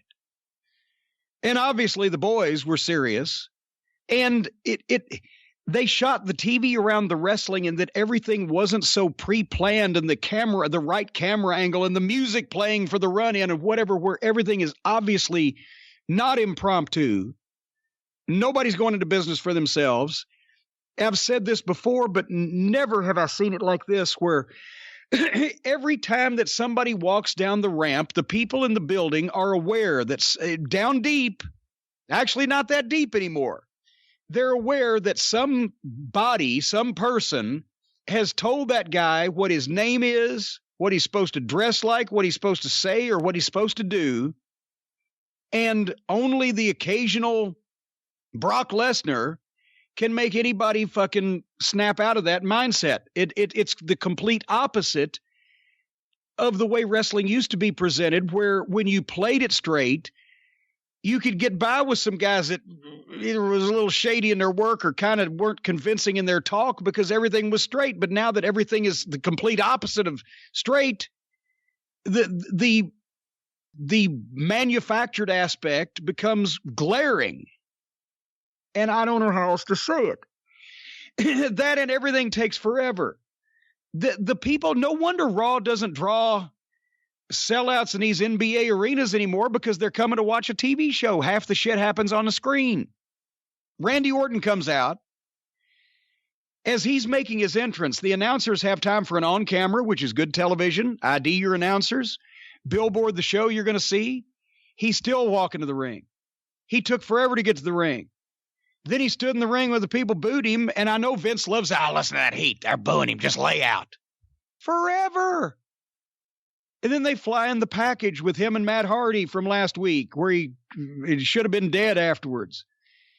It's a great package, but then we come out of it, and still Randy Orton is standing there, and then he's milking people, and then he kind of says a few words, and here comes Matt Hardy limping and wearing a neck brace. And that's when I thought, if you let Matt Hardy and Randy Orton go, turned them loose, said, what do you guys want to do? Or gave them a fucking booker that would just manipulate some issue between them that you could believe, to where, and then that let them say what they would say. You'd have some gold there. But what this is an example of guys just taking over the show with the microphones and doing something obviously pre-planned. guys that could have been stars in any era of wrestling, but the stagey, modern, talking, movie scene presentation. And then, of course, Orton drops Matt Hardy again. The RKO, he takes his time. Nobody's going to help. The heel has just injured the already injured babyface, and the people are chanting one more time. We want to see that cool move again. If it had been Ricky Morton in Johnson City 25 years ago, the women would have been crying and the guys would have been waiting out back for fucking Al Snow. But no, it's here where the people are chanting for the heel one more time, fuck the babyface up. Then he beats him to death with the fucking chair over and over, and nobody comes to help. And then suddenly a couple of referees appear at ringside. Boy, if I'm ever in a fucking horrible flaming car wreck, I don't want a WWE referee to come help me because they'll stand over on the fucking shoulder and go, oh shit, that looks bad. And then after he beats him to death like a government mule with the fucking chair, he goes for the double chair thing, which is so preposterous, unless the head explodes. We talked about that last week on the show. He acts conflicted. He leaves. He goes back. He sets up the stairs. This takes forever. It's so phony. Matt's got to lay there. Then he whacks the steps with the chair and the sandwich the head. What the fuck? And Matt's laying perfectly still there, and the fans chant one more time. These are the people that would have chanted 5 more bombs at Pearl Harbor. What the fuck? This was the most horrible first 20 minutes of a wrestling program I've ever seen, especially with great talent involved in it. And the commentators. You're leaving out oh God, the commentators who barely said anything. So it was just complete silence while all this is happening. And every now and then they would chime in with nothing to add to any of this. It was the most infuriating segment. I thought at one point the announcers ran out to get their knives. To slit their own throats? I just went to get my knife when Dundee got in a fight with Jerry Lee Lewis at the fucking club in Hernando. Wait, what? I don't know this story. I've told you that story. You really are sick. One night after the matches in Memphis, Bill Dundee and Plowboy Frazier, 6 foot 11 inches tall, 426 pounds, go to Hernando's hideaway down there in, well, I think it's in Hernando, Mississippi. It's across the river or across the state line in Mississippi from Memphis. And Frazier at the time, this was the 70s, fancied himself a country music singer. And he got up and started singing with the band. Well, then Jerry Lee Lewis and his guys came in because that's where he always went when he wanted to get drunk and play. And they wanted to get on the stage, but Frazier wouldn't get off stage. So finally they get Frazier off, and Jerry Lee gets up there, and he says something about the phony wrestlers. And Dundee's had a couple of drinks, and he's going to get up on the fucking stage and kick the shit out of Jerry Lee Lewis for calling wrestling phony. And then here comes Jerry Lee's fucking bodyguards, and it's like Dundee versus 3 or 4 or 5 fucking people. And he looks around for Frazier, the biggest man in the room, and he sees Frazier bailing out the front door. And then they calmed Jerry Lee's guys down, and everybody bought everybody a beer or whatever. Dundee goes out, and here comes Frazier. He's in the parking lot, and Dundee says, "Where'd you go, Frazier?" He's, "Oh, neighbor, I saw there was trouble. I went to get my knife." Anyway. Which was more exciting in probably 2 or 3 minutes at Hernando's hideaway than 20 fucking minutes of national television here. And I'm not knocking Orton or Matt, but what the fuck? There's no way that you can possibly even get into this as making any kind of fucking sense to be real. And if you're not trying to act like you're legitimately doing this, then there's no reason to have wrestling. Anyway. The next match was Erick Rowan against Alistair Black. I wrote down that the announcers gave everybody's backstory and plot in a stagey way. They were on the floor 15 seconds into the match. They went to the break in 30 seconds. So now we're in the first half hour. A match has suddenly broken out on this wrestling program. It lasts 30 seconds. They go to a break. And when they come back, Erick Rowan should be a gimmick, but this ain't it. Whatever the fuck this gimmick is, that ain't the one he needs to have. It was sloppy. It was basically not as interesting as shit, but basically sloppy as shit. At one point, Alistair Black hit a heck of a knee that should have been the finish, but it wasn't. And then he hit his spin kick finish twice. This match was so bad. It reminded me when I got into business, some of the veterans, they would come up to some of the young guys, and sometimes it'd be ribbing on the square, but it'd be a rib. They'd say, well, I just can't figure out a way to beat you without hurting myself. Meaning, how can I have a match with you? You're the fucking shits and win and still not fucking hurt myself. This was Alistair Black won this match, and he looked worse because he won it than if he hadn't had it. Lots of kicks. Lots of kicks. I'm going to let you chime in on anything that's appropriate, because some of this stuff. Charlotte promo, she looks fantastic. She's a fucking star. They played the tape of her attacking Rhea Ripley. That was great.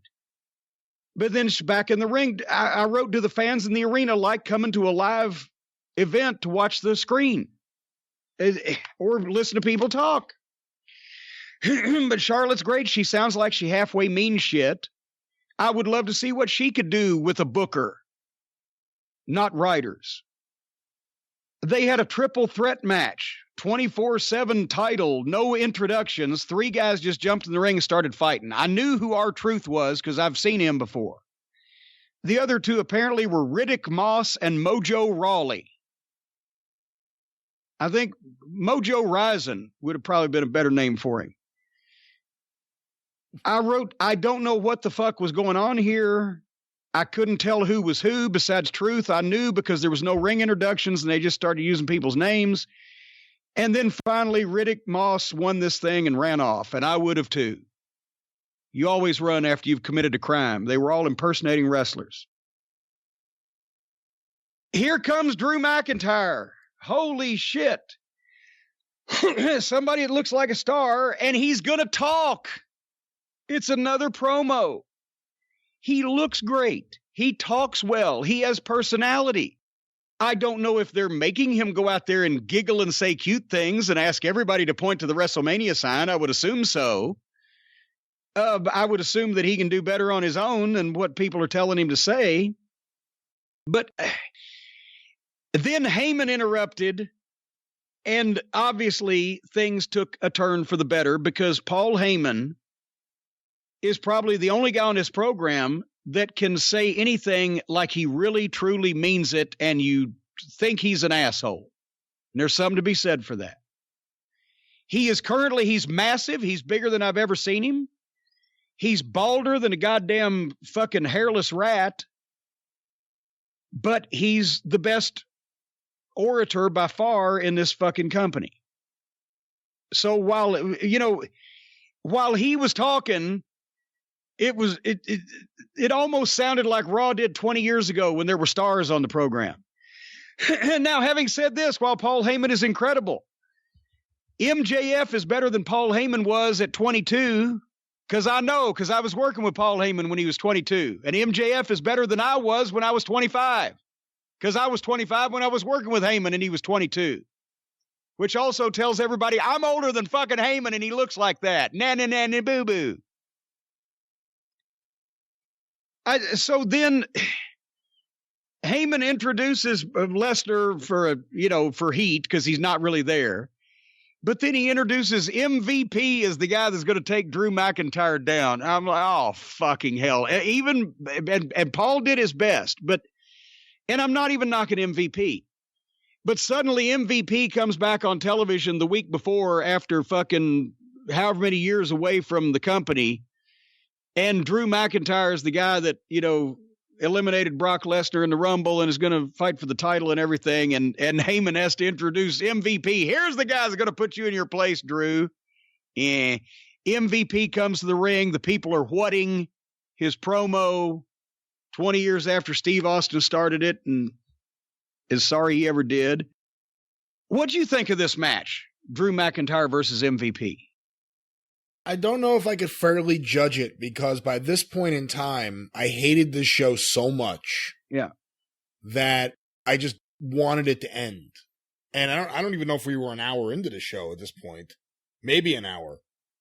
But well, it took me a few sessions to get through it. But here's the thing. Drew McIntyre starts out with a great fucking kick. Boom, levels him. And then he goes in the corner and does 18 phony windmill punches with no impact. And then MVP gets a flurry. And then McIntyre DDTs him and then walks around and then hits his fucking kick 1, 2, 3. This also took forever to get going. And once it got going, it should have been shorter than it was. Because I'm just saying I wanted longer matches. Not in this case. Drew McIntyre should have kicked this fucking retired fucking soon-to-be producer, wrestler, out of his fucking boots and pinned him with his foot on his chest. If they were going to do it at all. Because what they did just because Drew apparently can't throw a fucking punch and nobody's told him not to. So he did that and that brought him down. And then there wasn't a reason to give MVP a flurry in this instance. Then we do the Shayna Baszler, Becky Lynch package with the vampire bite and the hospital and the stolen ambulance. All these are very well done packages with preposterous content. Here comes Becky Lynch, and she's coming out for another fucking promo. And they go to the break on her entrance. This has to be brutal for the live audience. They have seen we're going on an hour and a half. And they've seen a shitty match and well, you get the idea. And a lot of talking. Becky Lynch is a great promo. Her and Charlotte, I'm usually very critical of the girls' promos because they usually don't sound like they mean it. She does so to Charlotte. Shayna Baszler up on the screen. She was well-spoken, doesn't talk very badass. Maybe it's the material. We've come to find out now we can say shit, the word shit on Raw. No chicken jokes, but we can say shit. But once again, it's girls in this case going out and reciting their lines. Becky Lynch goes out and does the promo. Shayna Baszler comes up on the screen. They have interaction, and then when Becky Lynch answers and does her go home line, she's not looking at the screen anymore because Shayna Baszler drops down, so she turns the camera and says and talks directly to Shayna Baszler. This is a scripted television show. I can't get away from it.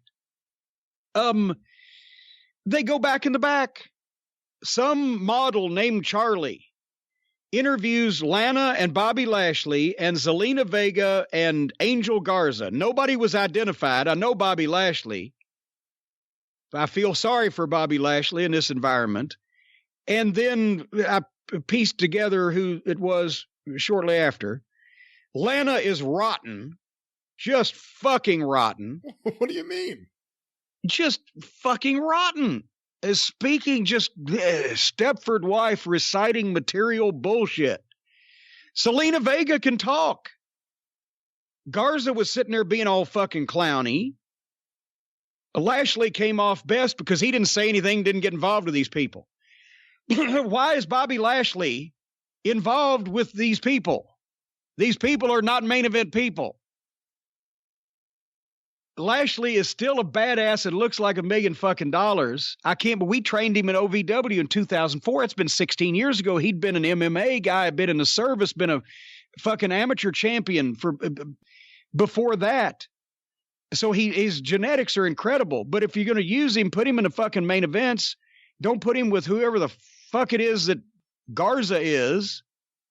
Well, he's good, but he's not a main eventer right now. Well, stand him next to Bobby fucking Lashley.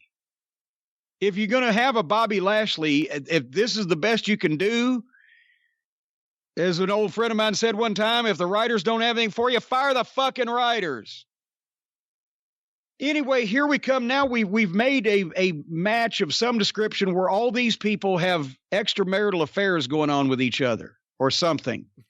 They were giving me the goddamn backstory, but I tuned the announcers out for my own mental preservation. But they even had a package of the love issues with Vega and Lashley and Garza and Lana and whatever. I don't give a fuck.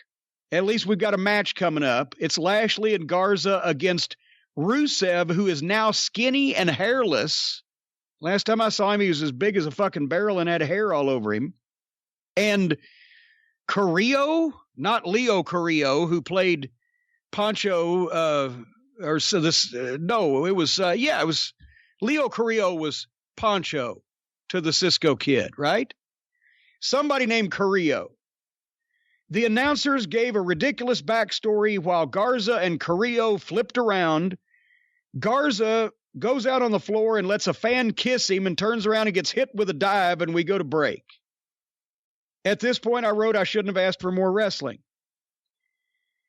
If Bobby Lashley gets in and works with these fucking guys that are 100 pounds lighter than he is, instead of just smashing them, they wasted Lashley and Rusev's face off, the big guys, for just some random shit in the comeback, and then the other guys started flipping again.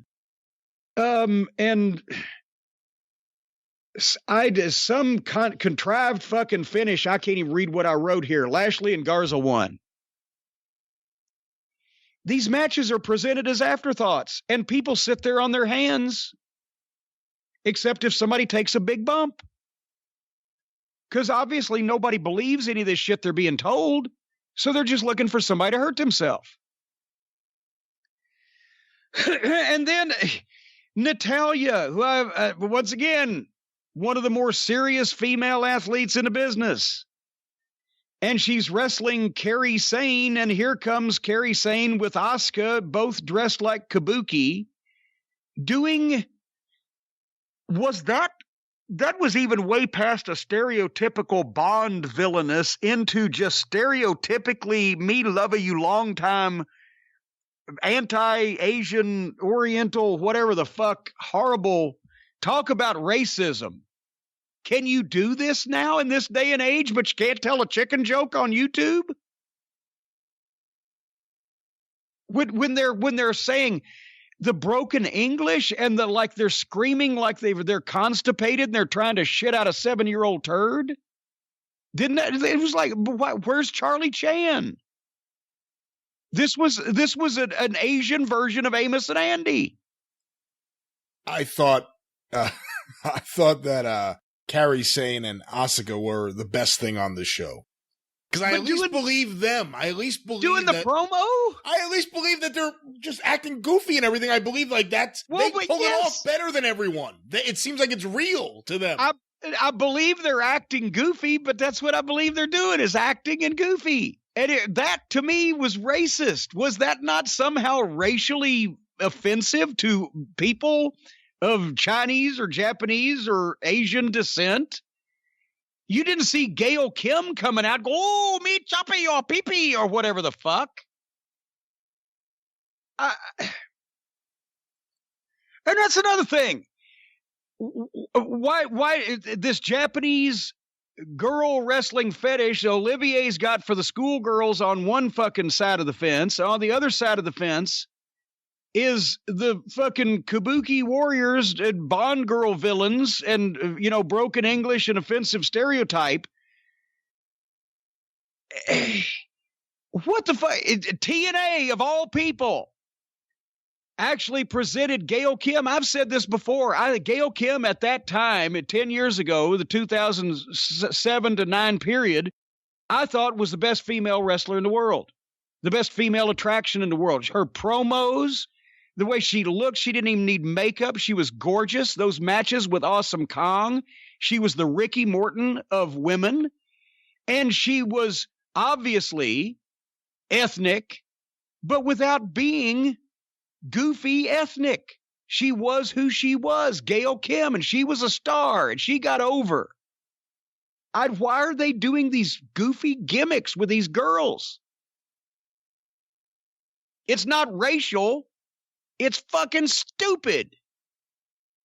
Nobody is going to, past the people who like that kind of thing, is going to fucking moon and awe over a goddamn 93-pound Japanese schoolgirl.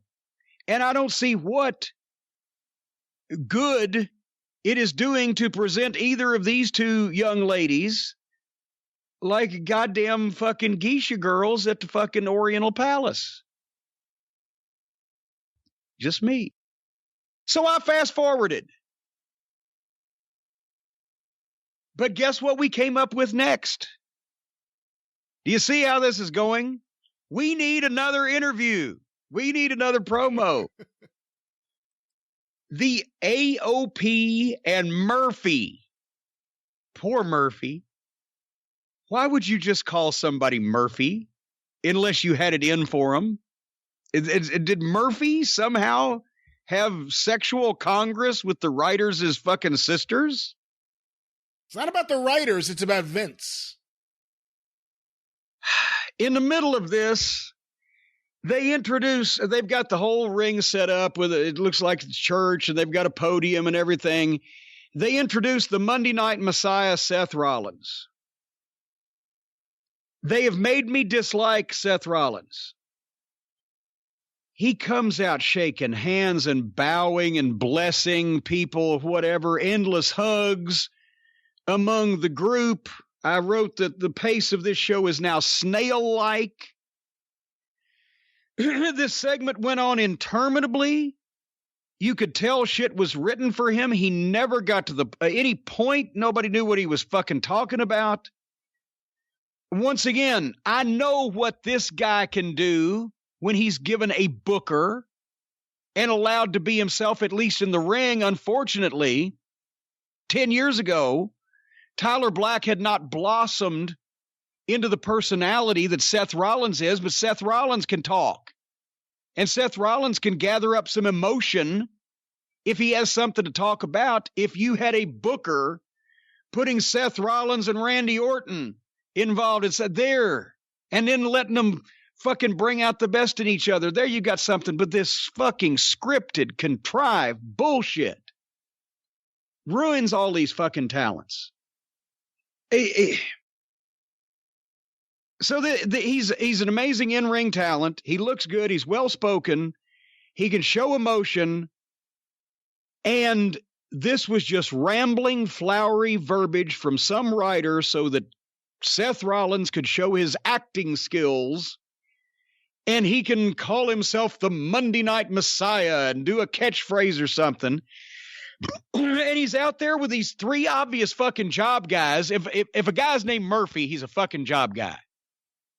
And the AOP, and then here come the Viking Raiders, and they bust up the sermon. So now, Seth Rollins, a main event talent in an era where apparently they don't have a ton of them, was in the ring with a bunch of job guys doing a bunch of bullshit that nobody cared about. And the only reason he had any heat was because people wanted him to stop. And then he was sent running by more underneath guys. And the Viking Raiders beat up the heels in the ring, and then up on the stage shows Kevin Owens, and gives Seth Rollins a stunner. And they go to break. What the fuck? Seth Rollins is now much less attractive than he was before that fucking fiasco began. And I guess Owens got over because he was, he actually got to fucking bump the fucking only heel that looked like a star. This is the worst show. This is the worst show on television. Like, I came out of watching this show. I know we're not even done. I came out of watching this show and I said, this is the worst show on television. I'm a wrestling fan, and this is so awful. And you know what? I'll say this too. It made me appreciate AEW. I know that's a crazy statement, but this show is so awful. Everything takes forever. Everything's illogical. They think the audience is a 6-year-old or something. I don't understand why they don't talk to the audience like they're adults and try to get them into it. It leaves no doubt as to why viewers are watching less than ever before, why house shows have gone completely in the toilet. It leaves no doubt as to why the WWE is less popular now than ever before. It is a rotten show. It is just fucking rotten. Awful. Fucking rotten. Fucking rotten. And boy, if people say, that Cornette, he hates everything. Well, in this case, I shouldn't have fucking challenged myself to do this. After the break. You know what they say? He rips on AEW because he's on the WWE payroll. And I'm like, oh, yeah, I've seen people say it like I've always taken up for, Triple H fucked a corpse. I was out in public favor of that, of course. Jesus Christ. Anyway, after the break, Seth and his stooges are in the back with the awkward girl interviewer trying to get some heat back. And they made their own match. That's another, they make their own match. Every once in a while on NXT, they'll say, well, William Regal's approved it 15 seconds after it came out of somebody's mouth, right? They don't even make an effort anymore to have a commissioner or a promoter sign the match, approve the match, or whatever. It's just, well, we're going to make that match. Okay. Then here comes AJ Styles, Luke Gallows, and Carl Anderson. And I wrote, thank fucking God. Stars. They're going to have a great match. They're going to do something, right? They call them the OC. I've read this. I didn't know why. Apparently, because they were all members of the original Bullet Club when it was the Japanese thing, and then the other guys hijacked it when these guys got hired by major corporations. But now they call them, it's the graphic says the original club, the only club, the OC. Was Bullet Club that important that they need to be another kind of club? Well, remember, too, before AJ Styles was in the Bullet Club, Finn Balor, as Prince Devitt, was the leader of the Bullet Club, and that's why he has the Balor Club on NXT on his shirts and everything. It was in New Japan, and they sold some shirts for a couple years because people thought it had something to do with guns. The Bullet Club shirts and the whole Bullet Club. What They get stuck having to use these names, and then they have to use them. But what sense now, in hindsight, does the name Triple H make?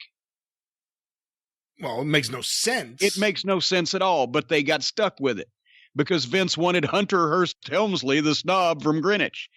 And Triple H was smart enough to know that Hunter Hearst Helmsley was never going to pass the name test for the main event at WrestleMania, so it became Triple H, and then somehow that means something. But they get stuck with these things because they can't just think ahead of time and say, is this something I'd want to call this fucking guy forever? Anyway, these guys all look great. They can work. Not sure about Luke Gallows' face paint. I just hate the face paint. It's just more cartoony stuff. And after 15 years, AJ Styles finally got the promos down. But, you know, when these guys are standing in the ring, you can tell them apart. They have individual personalities. Even with the hokey shit material that they're given. It was very hokey. You know, yeah, but they're still, they're saying it at least with as much oomph as they can say it with, right? It's not their fault that it's just, but still it's just three guys taking over the show and talking uncontrolled, but at least they kept it moving past what Randy Orton did or what faster than Seth Rollins did, but it had another promo. And then here comes Ricochet. And explain to me how that a guy 5'8" and 160 pounds, as Ricochet is billed, or 170 or whatever, he's the baby. He comes down. There's three heels in the ring, including a fucking 300-something pound giant. And Ricochet comes down and gives an emotionless delivery of what was scripted for him, saying the phrase "title opportunity" a couple times because that's another Vinceism. Do you know about that one? I don't know that one, no. He hates title shot. Everybody says, give me a shot at the title. I want a title shot, right? That's wrestling terminology. That's boxing terminology. That's mixed martial arts terminology. He hates it because it sounds like wrestling. They shouldn't say title shot and an opportunity. They get a title opportunity. It makes sense to him, which is why these fucking guys are out there saying shit that nobody would ever say. So Ricochet challenges AJ Styles to a match, but Carl Anderson accepts. At this point, I'm writing, can somebody just have a fucking match? And so Ricochet breaks out into a match with Carl Anderson, flips, followed by a dive over the top rope, followed by a break in less than 1 minute. So they are here for these goddamn interminable promos. They can't, it's like a goddamn presidential address. You can't look away. But as soon as the match starts, they've made them so meaningless that they go to break. And the people in the arena are reflecting how meaningless they've made the matches by only reacting on the big fucking moves and not the actual, like a story of a match like Jungle Boy and MJF last week on All Elite. Because they have minimized the matches on this fucking program as being unimportant, because that way all these fucking college boys and comedy writers in the writer's room can justify their fucking salaries and pad their resume so they can go do reality TV and cartoon shows in fucking Hollywood. I hope all of them fucking die horrible deaths in front of their families. Anyway, they come back from the break, and I zoned out because it's the same shit that everybody else was doing. Ricochet just does it better. He's sharper. He's smoother than most people. It's still gymnastics and video game moves. You know, Anderson and Gallows can go, but they're not flippers. So, you know, but it's better to put a guy who is a guy doing flips in there with someone like Carl Anderson who can work. I mean, this may not be the best example being on Monday Night Raw, which is a rotten show, but here is 3 guys that are supposed to be major stars in the company, and they ended up all 3 of them being flunkies to Ricochet all by himself. I don't understand. You know, they start with a blank piece of paper. It's not like people have to be in these fucking predicaments. I'm not saying don't use Ricochet. I'm saying don't have Ricochet come out and just beat up 3 fucking heels with very little fucking recourse. Anyway, I thought Lana was rotten. She's good because now I've heard Liv Morgan speak. Horrible material, rotten acting, stagey delivery. Why did Liv Morgan have a leather S&M collar on her so she looked like a goddamn Ubangi? It pushed where she had a double chin. It pushed her face up. I wouldn't have aired this promo on OVW television, and that was a wrestling school. There were promos that were done that were as bad as this, possibly even worse, and I did not air them. If I didn't have time to do them over, I gave the person a chance the next week to do it right. And if you'll notice, since they're playing the Ruthless Aggression docu-series on the network these days, notice that nobody that came from OVW ever did promos like Liv Morgan. Please notice that. Have you seen any of the feedback about the Ruthless Aggression documentary series? I've heard everybody saying that they're fucking rewriting history, but I haven't seen them, so I don't know what they're rewriting. All my comments were honest and pithy and truthful, which means I'll probably be in very little of it. I haven't watched any of it, but I've heard it's a complete rewrite of history. So I do now want to check it out to see just how bad it is. That once again, that may be why you only see me pop up every so often, because I was very complimentary to a lot of the boys, but not the way that they were handled and processed in the system. Anyway, we got a match coming up. Imagine this. The Viking Raiders and Kevin Owens against Murphy and the AOP, Occam and Razor. Who comes up with these names? Dr. Timothy Leary? I'll give him some credit. He'd do better than this. Fucking hell.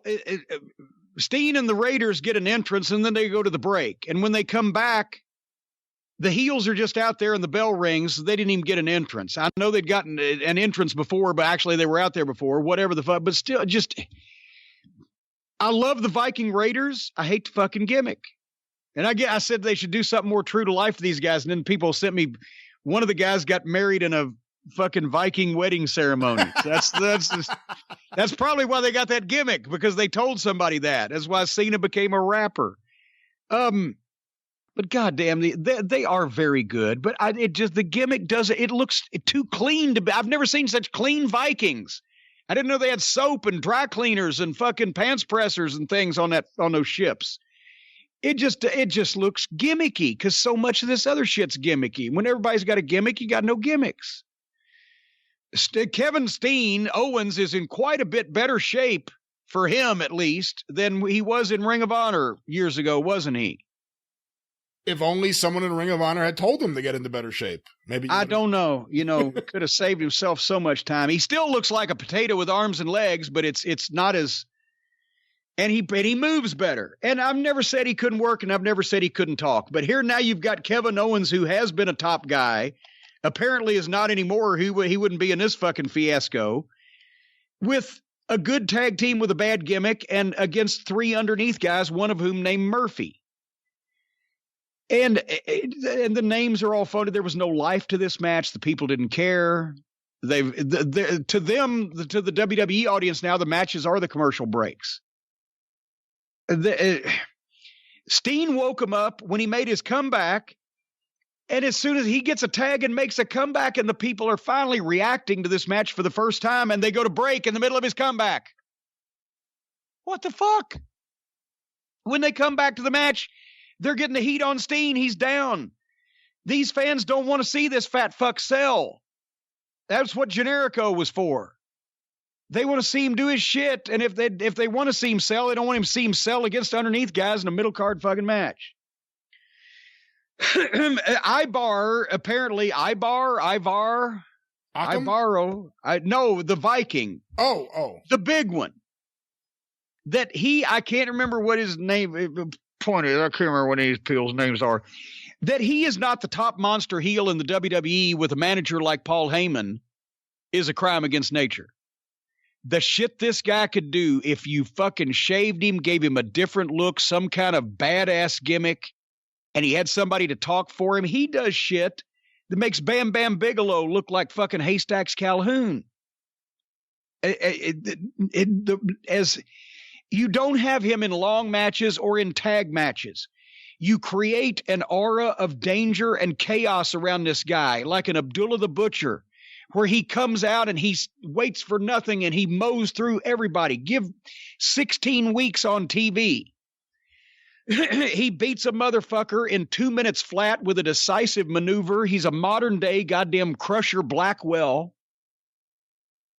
You smash him over on television, and then you make him the hired hitman. You don't have him go for titles. Paul Heyman has fucking Brock Lesnar to be a champion. Paul Heyman has this fucking guy to do all of his dirty work. He doesn't even care if he gets disqualified. He's out there to hurt people. And you make shit happen every time you see this motherfucker, and he does one of these impressive things, one or two. And then you've created a fucking attraction, and you can steal pay-per-views with him and top guys for a fucking year off of that. Or you can put him in a fucking middle card tag team and name him Ibar. So that suddenly, as Steen finally had hit the stunner on Murphy, Rollins rolls in and hits for the DQ. Go back and watch this, anybody, if you want to, if you bear to. The heels get horrible, lackadaisical heat on Owens. It's like they don't know how to get heat. Nobody's ever showed them how. There's no urgency to that. It's just blah. And then Rollins cuts promo on him. And once again, Seth Rollins and Kevin Owens together with a booker and no underneath guys mucking up their shit could probably draw some money. But then here comes the Street Profits, another underneath tag team, and they make a save and blow off all the heels' fucking heat that they just got for a minute and a half.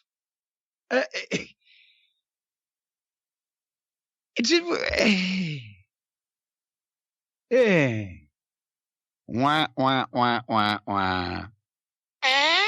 The worst show on TV. I don't know what else to say.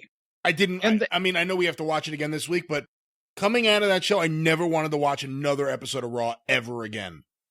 That's not the reaction you want your audience to have. And I'm someone who tends to like professional wrestling. I never want to watch another. It was so awful. It's the worst show.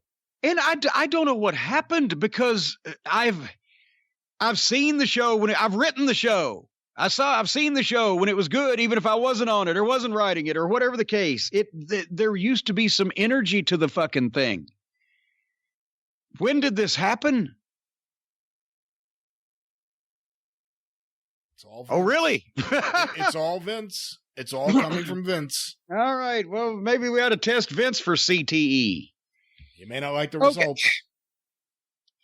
You said it made you look forward to watching All Elite, or made you appreciate All Elite wrestling. It made me appreciate All Elite wrestling a whole lot more. Well, seeing that, yes. Seeing that made me not want to watch any more fucking wrestling, but I buckled down and watched this thing. And yes, more shit went on. I will guarantee you that than on Raw. But there was, once again, there was a diamond in the cow pie here. But real quickly, this was All Elite Wrestling from February 19th. I'm going to go ahead and since since it doesn't do any good anyway, I'm going to tell you what they could have fucking done, or what they shouldn't have fucking done, or what they did do that they should do more of. Remember, they had a triple threat match on Raw where the guys just jumped in and you didn't know really who anybody was unless you were a regular viewer, right? Actually, until you said the name of one of those guys during the review you just did, I didn't know one of the names because I couldn't make out what the commentators were saying, and he was never given an introduction, so I couldn't figure it out. Yeah. Well, let's multiply that by fucking 18 or so. The opening match on All Elite Wrestling, the Tag Team Battle Royal, winner gets a title shot, where they start, everybody's around the ring, and they all just jump in and start fighting. And yes, they did camera shots and the announcers quickly, but for the fuck's sake of it, you know, number one, a Tag Team Battle Royal is going to suck to begin with, and this one is no exception. Number two, if you're going to fucking have a television show to make stars, give them entrances. If you don't have time for the entrances, you got too many people in the fucking match. This was just a chance to have a goddamn car crash, scrambled eggs match, and that's what it was. Within seconds of the opening of the match, Scorpio Sky goes to the top, and everybody gathers in a bunch, and then he jumps off the top, and everybody, 18 guys fall down. Even people he didn't touch or land anywhere near. And then they did that so that then Jack Evans could get right up and do the same thing, but the group catches him and nobody falls down, and they chuck him out over the top rope. That was funny. If you're going for funny, that was funny. Jungle Boy was in this. They buried him. I said last week Jungle Boy should be the only one in AEW billed at under 200 pounds to make him special and make him an underdog. And somebody wrote on Twitter, well, what about Marco Stunt? What's he going to weigh? You dumb shit. He's not going to be there. He's going to be fired immediately if they're doing things right and smart. He wouldn't be on the cards. He wouldn't have to worry about what he weighed. Unless he somehow gained a bunch of weight and he was on the reality show My 600-Pound Life. Then you could worry about him there because he wouldn't be in wrestling. A bunch of the guys still managed to do flips in a battle royal. Luchasaurus and the Butcher did the big man fight spot and got sloppy, and then they all went back to the dives. Scrambled eggs, horrible fighting, meaningless flips, preposterous eliminations, stagey overacting, and here comes my little dog Pockets. Santana and Ortiz somehow gave Matt Jackson a double team finish off the top rope, but they couldn't beat him. And then within 15 seconds, Matt's up, super kicking both of them and Sammy Guevara and wins the thing. Right after they gave him that big double team finish. I will say one good thing about that part of it. Sammy Guevara took that super kick. I was convinced he had blown out his knee the way he'd sold it. God, yeah. Yeah. But, and this took 20 minutes. Nobody got over except for, well, I would say that the Bucks got over as the winners, but no, it was so preposterous. Once again, Santana and Ortiz just give the fucking guy a double team finish off the top rope, boom, and he's right back up, super kicks everybody. Well, it's all phony. It's all just, we're just jumping around. Now, with that said, I'll take that 20 minutes against the Randy Orton, Matt Hardy segment any day of the week. Well, see, I'm conflicted there because actually, if we weren't theoretically doing this for work, I could turn off both, but for different reasons. I'd turn off Orton just because it was so fucking boring. I would turn off this match because it was just so ridiculous and insulting to what wrestling is. But I don't know which I'd turn off first. Because maybe I would have watched the Battle Royal because you never know one of these guys is going to really do something fucking stupid and you'll see it happen live. I think that's part of the attraction of the show. Didn't the bunny, was that the match where the bunny hit Orange Cassidy in the balls? Yes, the bunny kicked Orange Cassidy in the balls. Yeah. All right, the next match was Shayna versus Chris Statlander. Britt Baker comes out on color, brings Tony a coffee from Starbucks with his name misspelled. You can't spell Tony, boy. Okay, JR even had to openly shit on this. Yeah. because he asked for background on Chris Statlander, and as soon as Excalibur said, well, according to her spaceship crash landed in Area 51 from the Andromeda Galaxy, and JR just said, all right, that's enough. That's enough. Thank you, Jim. Thank you, Jim. Somebody around there is just, we got to keep that off television. We already look stupid enough as it is. So he just shut that shit down. And moments later, so did I, because in the middle of their match that they were having, these two girls, they suddenly started trading nose booping on the end of their nose. After they had already been wrestling and fighting at each other, they suddenly stopped down and start booping each other's nose. So I fast forwarded it, because if they're not serious about their match, I'm not going to watch them. Fuck it. Chris Statlander won. Who gives a shit? And I know what you think about the women's division. Yeah. They followed that up with a package on Nyla Rose and Riho from last week, which once again buried their new champion because it showed every single move that this giant 250-pounder gave this little fucking fragile schoolgirl. And still, it couldn't, and then finally beat her after, it became so ridiculous that nobody could ever fucking believe any of it. And then Tony Schiavone introduces and interviews Nyla Rose. For once, we get to hear somebody speak. And she did a fired-up promo. You could tell maybe at the start she did a little bit. Once she got into it, delivery sounded like she meant it. And here's the quote. Nobody is a beast like me. You think? That's why they ought to be working the gimmick. If they were working the gimmick that we gave them for free, was it on the drive-thru last week? She'd be $1 million player. She'd be in every sports section. She'd be on every fucking television, sports show, news show, whatever. And that's the perfect line. Nobody is a beast like me. They've got the shit right in front of them. They can't even pull the fucking trigger on it because they're afraid of hurting somebody's feelings. Or maybe somebody won't all be with the fucking program. Anyway, she does great delivery. And then here comes Chris Statlander and Big Swole, who is very tiny next to these other two individuals. And they hoked it up because they ain't the promo that Nyla Rose is. So that was, I'm going to let you tell me first what you thought of the International Bounty Hunter, the debut of the guy we've heard so much about that everybody says is such a badass, Jeff Cobb. I wasn't crazy about it. He just seemed like he was another guy after a certain point. I told you before, I haven't been crazy about the Moxley matches. There's something missing to me. I like his entrance. I like his charisma. I like his promo. I'm not crazy about his matches. And I don't know, it was an all right match. Didn't really do it for me. All right. And Moxley's matches are better than these. He's had more experience and he's had better training and he's worked with better level of talent. So his matches, performance-wise, I'm not talking about psychology. I'm just talking about his work performance-wise are better than most of the guys on his program. However, not knowing maybe it was just, hey, Jeff Cobb, thanks for coming. But why would you waste a guy when talent is short and it seems like people think a lot of this guy?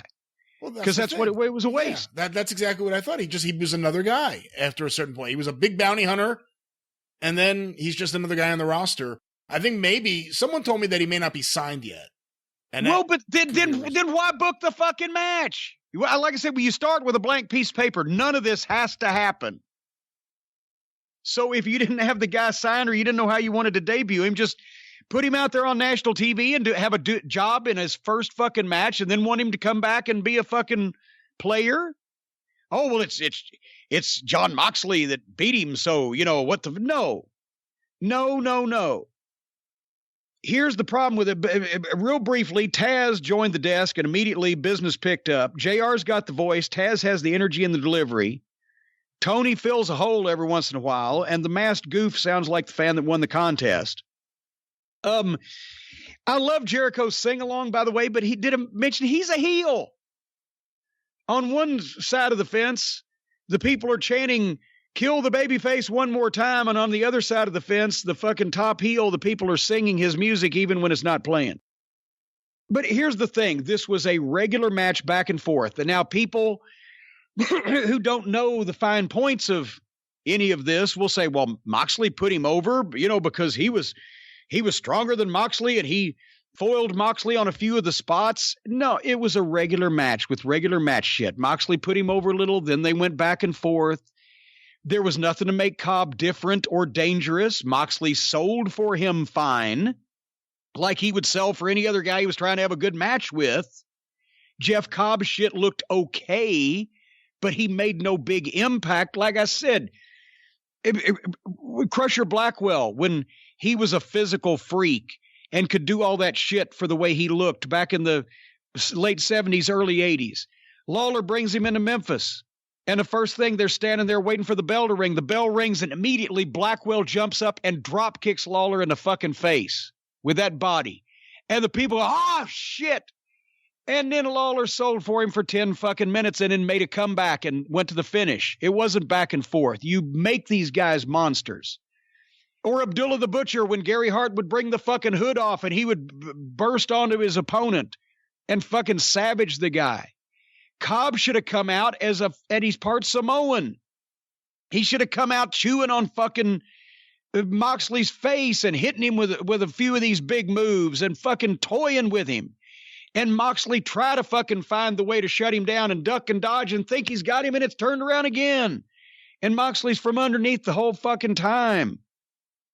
And Cobb is given several specific things to do to set him apart and make him look like a fucking monster. And keep it short, especially if you're going to beat this fucking guy. But I couldn't believe this finish. I'll talk about that in a second. But they go to the break. In the second segment, it picked up. It was a good regular match. But again, this is not a fucking dangerous bounty hunter. This is some guy came in and is having a good match with Jon Moxley. I noticed Scooby-Doo in the front row. I don't know if they've signed him. Apparently they're flying him now. He maybe helped ratings last week. But have you ever seen a stupider finish? And I've seen this done before. I've hated it every time. As a matter of fact, somebody did it one of the Ring of Honor fucking seminars. I said, if you ever do that again, I will hire you just to fire you.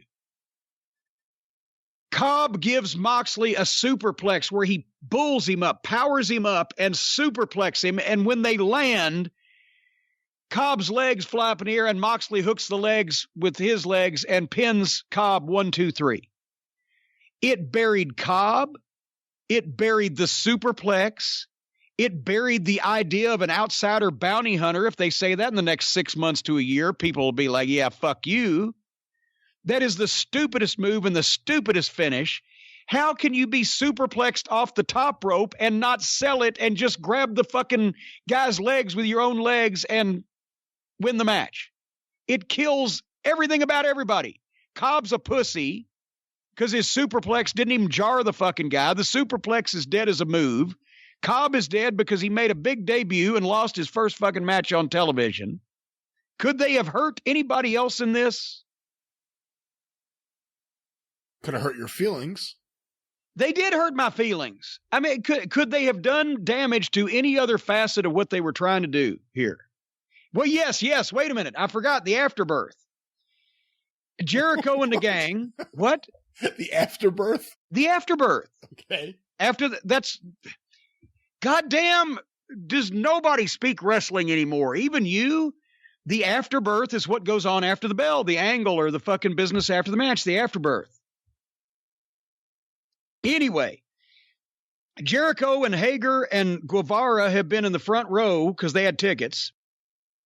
So they get in and get some fucking heat on Moxley, who now is selling. Then Dustin's music plays and Dustin makes a save. He waited for his music, though. They knew he was coming. Then they get some heat again. Then suddenly a blackout. Then a double blackout. Then Darby Allin's music. He stops on the stage to milk the crowd, stands there as they're cheering for him, and then jumps on his skateboard and rides his skateboard to the ring and makes a comeback on the heels. So let me get this straight. Chris Jericho, Jake Hager, Sammy Guevara, Jeff Cobb, they're all kicking the shit out of poor Jon Moxley. Dustin Rhodes tries to make the save, but he's beaten down too. And instead of just coming out, running down that fucking ramp with that skateboard and wailing on some people and getting a big pop and saving the day, Darby Allin has to have the lights turned off, his music play, him come out and acknowledge all of his cheers while his friends are being fucking butt raped in the goddamn ring, and then rides his skateboard down and then makes a comeback, and the heels feed him one at a time. They literally fed him one at a time so he could beat each one of them up individually. But then he turned his back on fucking Cobb, and Cobb had to run up behind him and go, "Hey, I'm here." And then he beat Cobb up too. "Thanks for coming, Jeff." And then Jericho finally ends up one-on-one with Moxley, and Jericho bails. Thankfully, he knows what the fuck he's doing. But he got the last heat by bailing, but it was a phony fucking mess. How is a run-in and a save and that stuff, how can that be botched up? How can all that look phony? It's not that difficult. I don't understand what they're doing. What'd you think? I thought if you were going to do that with Darby, you shouldn't have had Dustin come out with his music. And I think they would have reacted better to Dustin just running out there cold with no music. You think? With Darby, I understand that he's super over with that crowd. That was apparent. That may have been the biggest pop of the night. And I'm a fan of his, and I think he has a cool gimmick. But then if you're sitting there going, well, I like that Darby Allin, but boy, what a fucking glory hog he is on the stage when these guys are getting the shit kicked out of him and he couldn't come out and help until he took his bows? Well, I hate... Or does anybody think logically anymore? Well, I've said it before, I hate the lights out thing, because that's the most illogical thing in wrestling. And then he goes in there and he cleans up. It was, like you said, it was obvious that everyone was feeding him. I don't know. I mean, it's weird. Like, I think, like, oh, it could have been done better. The fans, they were super into it. But I guess they've just gotten to the point where they accept that things don't have to be logical. Well, and it's all about the cheap pop. Them, everything's built around the cheap pop in AEW. Yeah, and most of the people in the crowd are not old enough to where they've ever seen this stuff done right. So, yes, they cheer because there's shit going on in front of them, but they don't understand that most people don't think that way because most people are not going to watch some phony bullshit. They're only going to watch if it attracts their attention as something they can kind of get into. People who don't necessarily want to watch wrestling, or especially anymore, the old-time wrestling fans, there's so many of those, but also just people who might not want to watch wrestling for all this stupid bullshit because they think it's stupid bullshit. If they hear MJF talk for a minute and then they see a match like MJF and Jungle Boy, they can get into that. Because it made sense. And they understood who the people were and why they were doing these things. But all this bullshit, it's for a specific audience, and they're not going to make it bigger. And once Darby Allin could have run down that ramp and wailed on everybody with that fucking board and made a comeback just like every top babyface has done since the dawn of fucking time with a bat or a stick or a chair or whatever the fuck, and cleared that fucking ring out and got even bigger pop and looked good and got over, and it not made the whole thing look stupid and hokey. But modern wrestling presentation, he's got to wait for his music and drag the thing down, whatever the fuck. Well, you know what came up next? There are 2 matches left, and we went from the outhouse to the penthouse. We will start in the outhouse. The Lucha Brothers for the tag title against Paige and Olivier. It's the same fucking thing. Everybody is being cheered. There's no heels. So how do you make the match make sense? You don't, because everybody just does their shit. All 4 of them were in for interminable lengths of time with no tags in front of the referee. You can't get heat on anybody because there's no heels to speak of, but you can't really make comebacks because there's no faces. You should have babyface matches sparingly and with real good reasons, with guys who can portray those reasons. Two of these guys have masks on. You can't even see their expression. I can't keep track of which one's Felix and which one's Pentagon to begin with. You got one guy that all he's got is facial expressions, and they're all goofy. At one point in the match, Paige ran wild and did a bunch of good shit, but it was all for naught because the whole thing was a mess. Because then all four jumped back in together forever, where you couldn't follow who was doing what to who. It was all a bunch of contrived performance moves, like a floor gymnastics routine, so the people could chant, "This is awesome." The referee is buried. Anytime that these guys are involved, the Lucha Brothers or Olivier, Paige could actually work a fucking logical match. And then finally, did you notice they all get wiped out, and here's Olivier and one of the Lucha Brothers. They get up on the apron, and they start trading chops and blows and fighting on the apron, right? I timed this with second hand on my watch. The referee is standing there looking at them fighting on the apron for 45 seconds. There's nobody in the ring. The other guys are down on the floor somewhere. He's watching these guys fight on the apron for 45 seconds with no count. Then a couple of the other ones start feeding in, and they're a total of a minute and a half where they're all fighting on the apron or out on the floor in front of the referee where there's no count whatsoever while they're doing all their big goofy shit.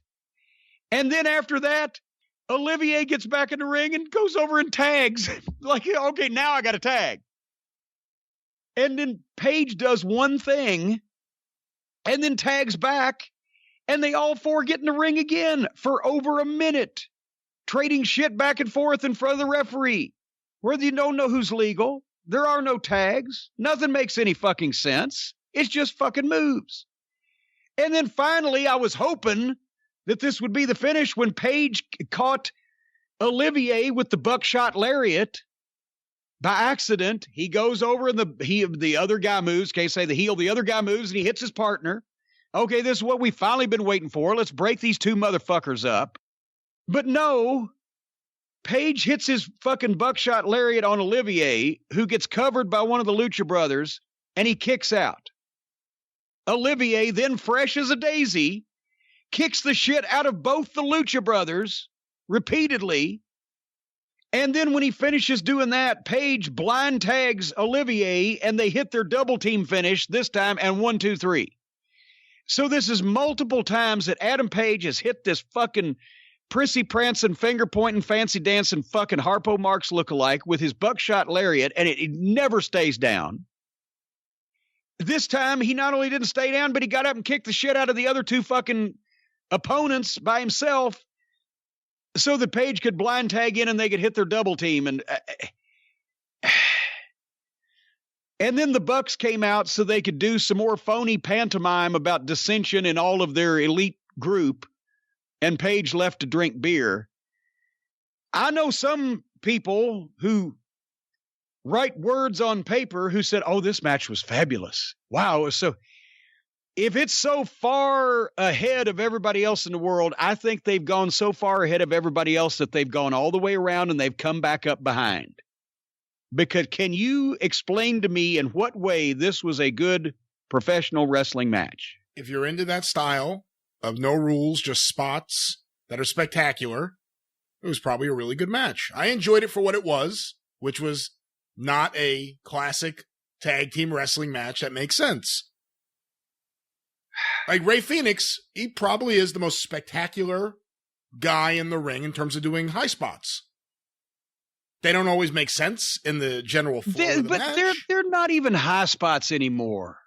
They're not even high spots. It involves some type of wrestling moves to build a payoff and a pop for a conclusion out of something that's been going on. This is just incessant moving and flipping and running and diving and kicking and stomping over and over with no effect whatsoever until they decide that there is an effect.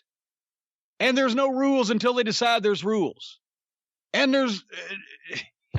they just call it as they see it on the fly. I'm actually know they're obviously pre-planning this on an integral basis in the back for hours beforehand, but it looks like just a bunch of shit where guys are just running at each other for no reason and no effect and no purpose, striking each other over and over.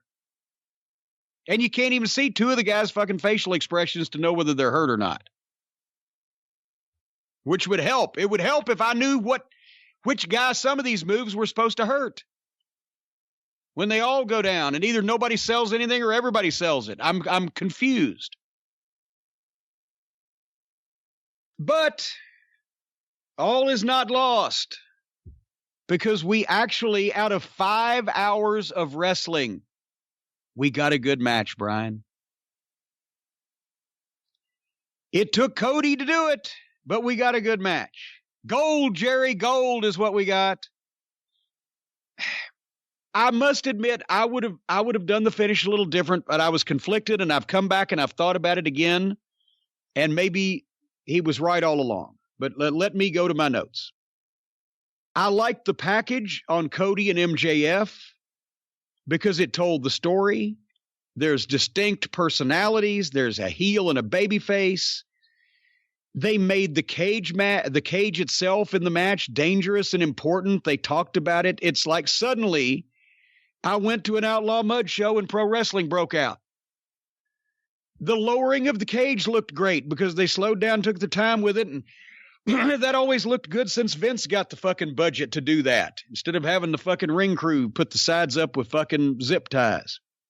They clearly and plainly stated there'd be no escaping the cage bullshit, which has always been bullshit, and they were going to do real cage match rules, pinfall or submission only, no other way to win. So that was obviously a positive. Wardlow looks great. He looks like a star. He looks like a beast. Cody came out with Arn and Brandy. To me, that's too dangerous an environment to bring your wife. Wouldn't it? If you're going to go have a fucking fight with some fucking evil guy that's twice your size, are you going to let your wife come along? She's going to get on TV one way or another. Look, they just announced their new figures, their new action figures, and she's somehow in the first set. Want to guess which figure is going to be the lowest selling figure? Well, anyway. But yeah, otherwise than Brandy being out, Arn being out was great because MJF was out with Wardlow. They start the match, and wouldn't you know, Cody actually knows what the fuck he's doing. He's a member of the Rhodes family. He's in Atlanta. He's against a fucking beast that they have to try to make a threat. He's in a cage, which they can use to establish as dangerous, the first AEW cage match. And, of course, he gets color, which if you have a cage match and you don't have blood, it's fucking ridiculous. And I don't believe, is a pretty good job if it was that phony bullshit fake blood that the WWF tries to use and other people try to use on occasion. This was done the proper way. And he fought from underneath the whole time. You can tell Wardlow's green, but Cody sold and he fought from underneath. He sold, but he didn't die. He stayed alive. I said, boy, that cage, they should have hooked it down at the bottom or something, or it should be a little bit smaller, because instead of being thrown over the top where you could hit the cage and bounce off of it and go back in the ring, it was just bowing out, and poor Cody was, I'm sure he didn't plan a few of those fucking flops all the way down to the apron, but, you know, it was too much room. But otherwise than that, then Cody makes one comeback, and it was the perfect comeback because he just hit something, boom, went to 10 punches in the corner and hit the elbow, and Wardlow gets the nut shot. So he got him up, made sure he was still alive, and then Wardlow pulled the rug out from under him. That's all he needed right there to stay in it. So Wardlow could get some more heat. And then they do the spot with MJF teasing, trying to get Arn to slam the door on his fucking head like he did to Dusty years ago. And of course, Arn thinks about it for a second and then hits MJF with a shot, and that gets a big pop. Then Cody makes a bigger comeback and does a little bit more this time, but Wardlow stops him again and hits him with that big dive off the top. I'm not sure that guy should do a swanton, but nevertheless, now the team is in need. And MJF hands the ring in. Now, of course, it would have been fantastic if MJF had won 15 weeks in a row on television previously by knocking a fucking sucker out with that ring, and that way it would actually be really over, but we have to allow for modern wrestling, and that if something happens once, then they're going to fucking capitalize on it. But he hands the ring in that he used against Jungle Boy last week, and Cody gets it. This is pro wrestling. The Sheik dropped his pencil. Oh my God, now Bull Curry's got the fucking pencil, or Pampero Firpo. And the people go crazy over that. MJF is going crazy, trying to climb into the cage. Brandy hits him with a chair. Anybody else would have sold the chair. MJF didn't sell it because it's a girl that hit him, and he knew better. He jumped down and confronted the girl and was about to punch her lights out when Arn dumped him over the rail. But I guarantee you any other heel would have sold that chair for Brandy, and it would have killed him deader than 4 o'clock. I didn't like Arn doing that to him. I don't think anyone should have gotten their hands on MJF. It's a few weeks ago he got thrown into the pool. He is the heel that Cody's trying to get to. Exactly. But he shouldn't be made to look weak at all. I agree with you there, but if it was a choice of selling a chair for Brandy or getting dumped over the rail by Arn, I'll take Arn.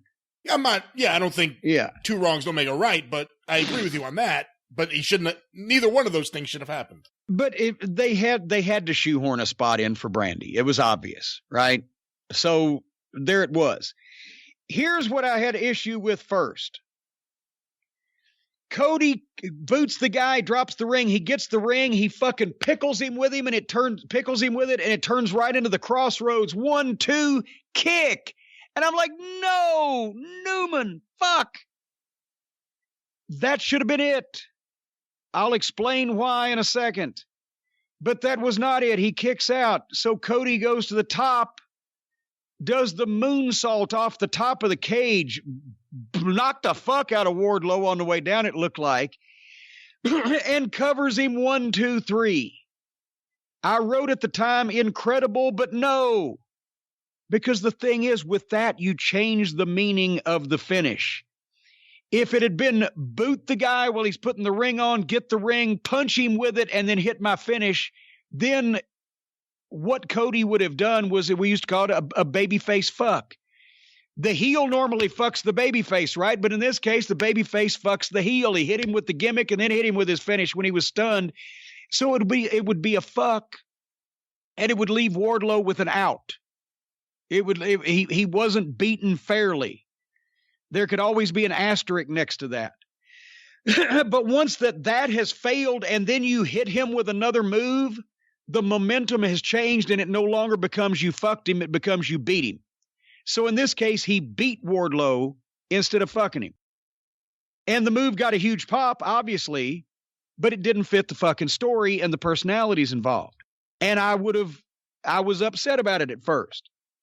And I would have thought that Cody being a Rhodes, he would have won this in that fashion with a babyface fuck, but then come out of it with some type of injury or handicap, disadvantage, a body part, something is going into the match with MJF, something's wrong, he's got a weakness. But in hindsight, when I saw the way that they've replayed it and that they've played it up and everybody, it was an incredible move. For the same reasons that I didn't like it to begin with, now I think I'm liking it more because it was like the old days when I said that the first David Von Erich Memorial Show at Texas Stadium was a match that needed a stadium because they were going to draw twice what they could get in Reunion Arena for Flair and Kerry in honor of David. Every succeeding year after that, it was a stadium that needed a match. They had a stadium show booked and they had to put a match in there to make it worthwhile. That's a completely different fucking way of looking at things. This move was Cody, after I saw his off-air promo, which everybody went crazy about, he wanted to do that move in Atlanta. He wanted to get the video. He wanted to create the buzz over the spot. He had to do it off the cage because there's no way you can get up that high any other way. So this was his opportunity. So instead of making the finish fit the match and the program, he went for the big moment and he put his move in where it didn't necessarily belong because he felt that the moment and the pop and the buzz off of that, Cody doing it off top of cage in Atlanta, and also the personal enjoyment, to be quite honest, was more important than actually what should have happened in the match. With that audience, he's probably right. Because, yes, it would have made more sense and Wardlow would have been protected as more of a monster, and it fit the fucking picture and it's logical wrestling. But as we've seen by everything else that those people had stuck down their fucking throats that night, they don't care whether anything makes sense or not because they're just there for a fucking hoot. So normally Cody makes sense. In this case, he went for the fucking pop and the buzz of the big fucking move. I don't hate it as bad as I first hated it because now I see what he was doing, because with that audience, it doesn't matter to begin with. But that's what I thought of the match, though. He did a great fucking job, and it was obviously one of the better things that's ever been on AEW television. But as we've seen, that's unfortunately, except for Cody, Jericho, and MJF, a very low bar to fucking hurdle. You know, as you're saying that, I'm looking on Twitter. Someone had just sent this to me. Apparently, in terms of the ratings, the quarter-hour ratings, the three top people in AEW are Jericho, Cody, and MJF. You think? And Moxley. Moxley's in there too, actually. Well, he's had a lot of WWE television, so people know who he is. They haven't made the same mistake with him they've made with their alleged homegrown guys. And the off-air promo, by the way, of Cody. In the same promo, we went from the outhouse to the penthouse. I didn't like the whole thing. I liked the end of it. I thought the end of it was fan-fucking-tastic and should be on television. I think the beginning of it, if I'd have been in the back, I would have fined Cody when he came back. Because after that fucking, go back and watch it now that I've said that. Don't just, if they play a clip, watch the whole thing and see exactly what he said. After that cage match, he's bleeding. He's gone through all that. He's flown off the top of the cage. He's beaten this beast. He gets up, he gets the microphone, he thanks the production crew. He thanks the fucking crew at the building. He says this is the best episode of Dynamite yet. He's an executive vice president doing a rah-rah. It's like a fucking curtain call. Yeah, what about our staff and our crew? What about our fine cast, folks? The first minute was fucking ridiculous and should never have been said by him in public. And then he does an incredible, emotional, heartfelt promo about falling in love with wrestling because of his dad 100 yards away in the back of the old fucking Omni there on the Baker Street entrance or whatever the fuck. The point is, tells the truth, tells a true story, is emotional when he does it, and gets a great fucking pop. That should have been on television. They should show that clip. But once again, he took people out of it. Then what about greatest episode of Dynamite ever? Which means, oh, yeah, boy, didn't we do a good job of producing this. And what about our crew? Did anybody else see that but me? I thought that was odd. But obviously the fans there didn't care because they know that he's an executive vice president. Well, yeah. They don't. That's the thing. They don't have to make any kind of sense for those people because those people are just there to see wrestling as a fucking joke and a hoot. But they still get worked by the good stuff because the good stuff makes sense. And they can follow it instead of just watching this fucking video game bullshit. But every time you do something that gets people halfway emotionally invested in this shit as something serious otherwise than just this fucking, I'm going to watch some guy stick his hands in his pockets and do stupid bullshit, then even the guy that gets him into it, then say, oh, hey, what about our cast and crew, folks? And boy, what a great episode. We're always going to give you our best. Fuck. Can anybody just be serious and do what this shit is supposed to be? I swear to God, it would be like if fucking Jerry Lawler and Terry Funk had a fucking pull apart at the Louisville Gardens in 1981, double juice and 10 guys on each man trying to pull them apart. And then after they fucking drugged Funk to the back, Lawler got on the microphone and said, boy, I really want to thank you guys for coming out tonight. What a great show we had. No, he was cussing out the fucking state athletic commissioner, was threatening to fine him if he didn't fucking stop the goddamn pull apart. Lawler said, if you think it's over, you get your ass in here and try to stop it. I'll knock you out, to the state athletic commissioner. And the people were fucking being held back by their jackets and their ties and their clothing from jumping in the ring to get in the middle of it because the scene was chaos. And everybody was afraid there was going to be a riot. That's wrestling, not this fucking hokey bullshit.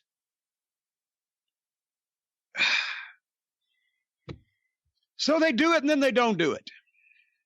That's all I got to say about that. All right, well, this has been a rather long episode of The Experience here. Boy, well, it was a rather long episode.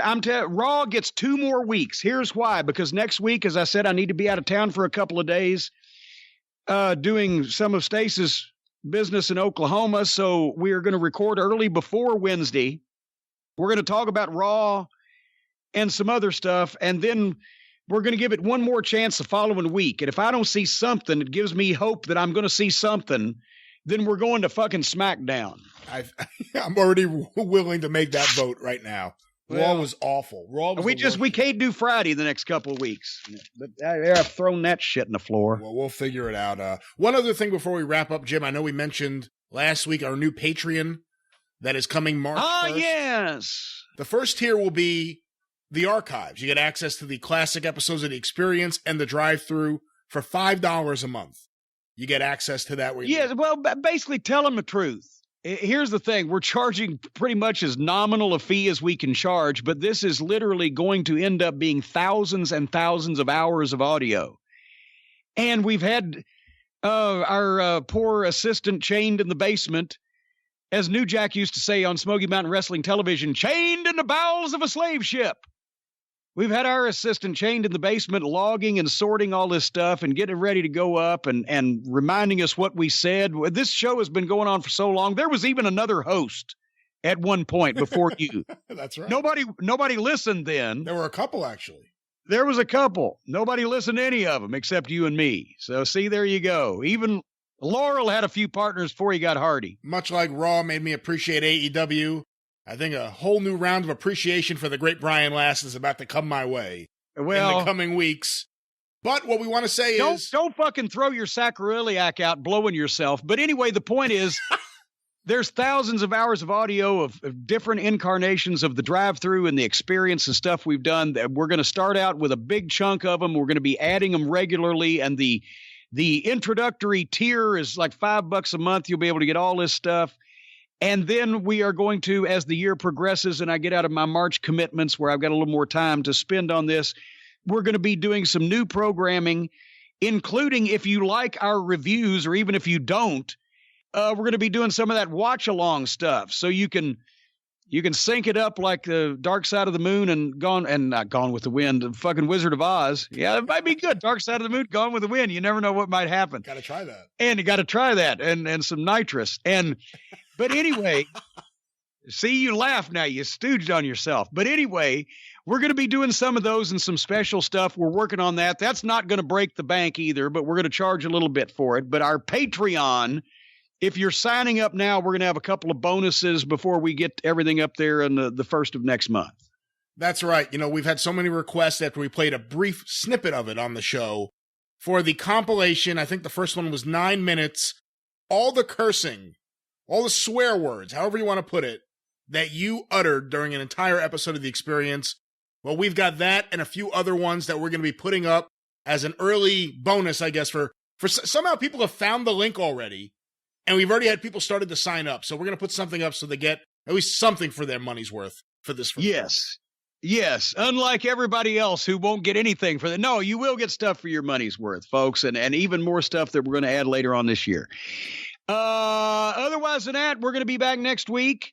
We're going to be back on the drive-through next week.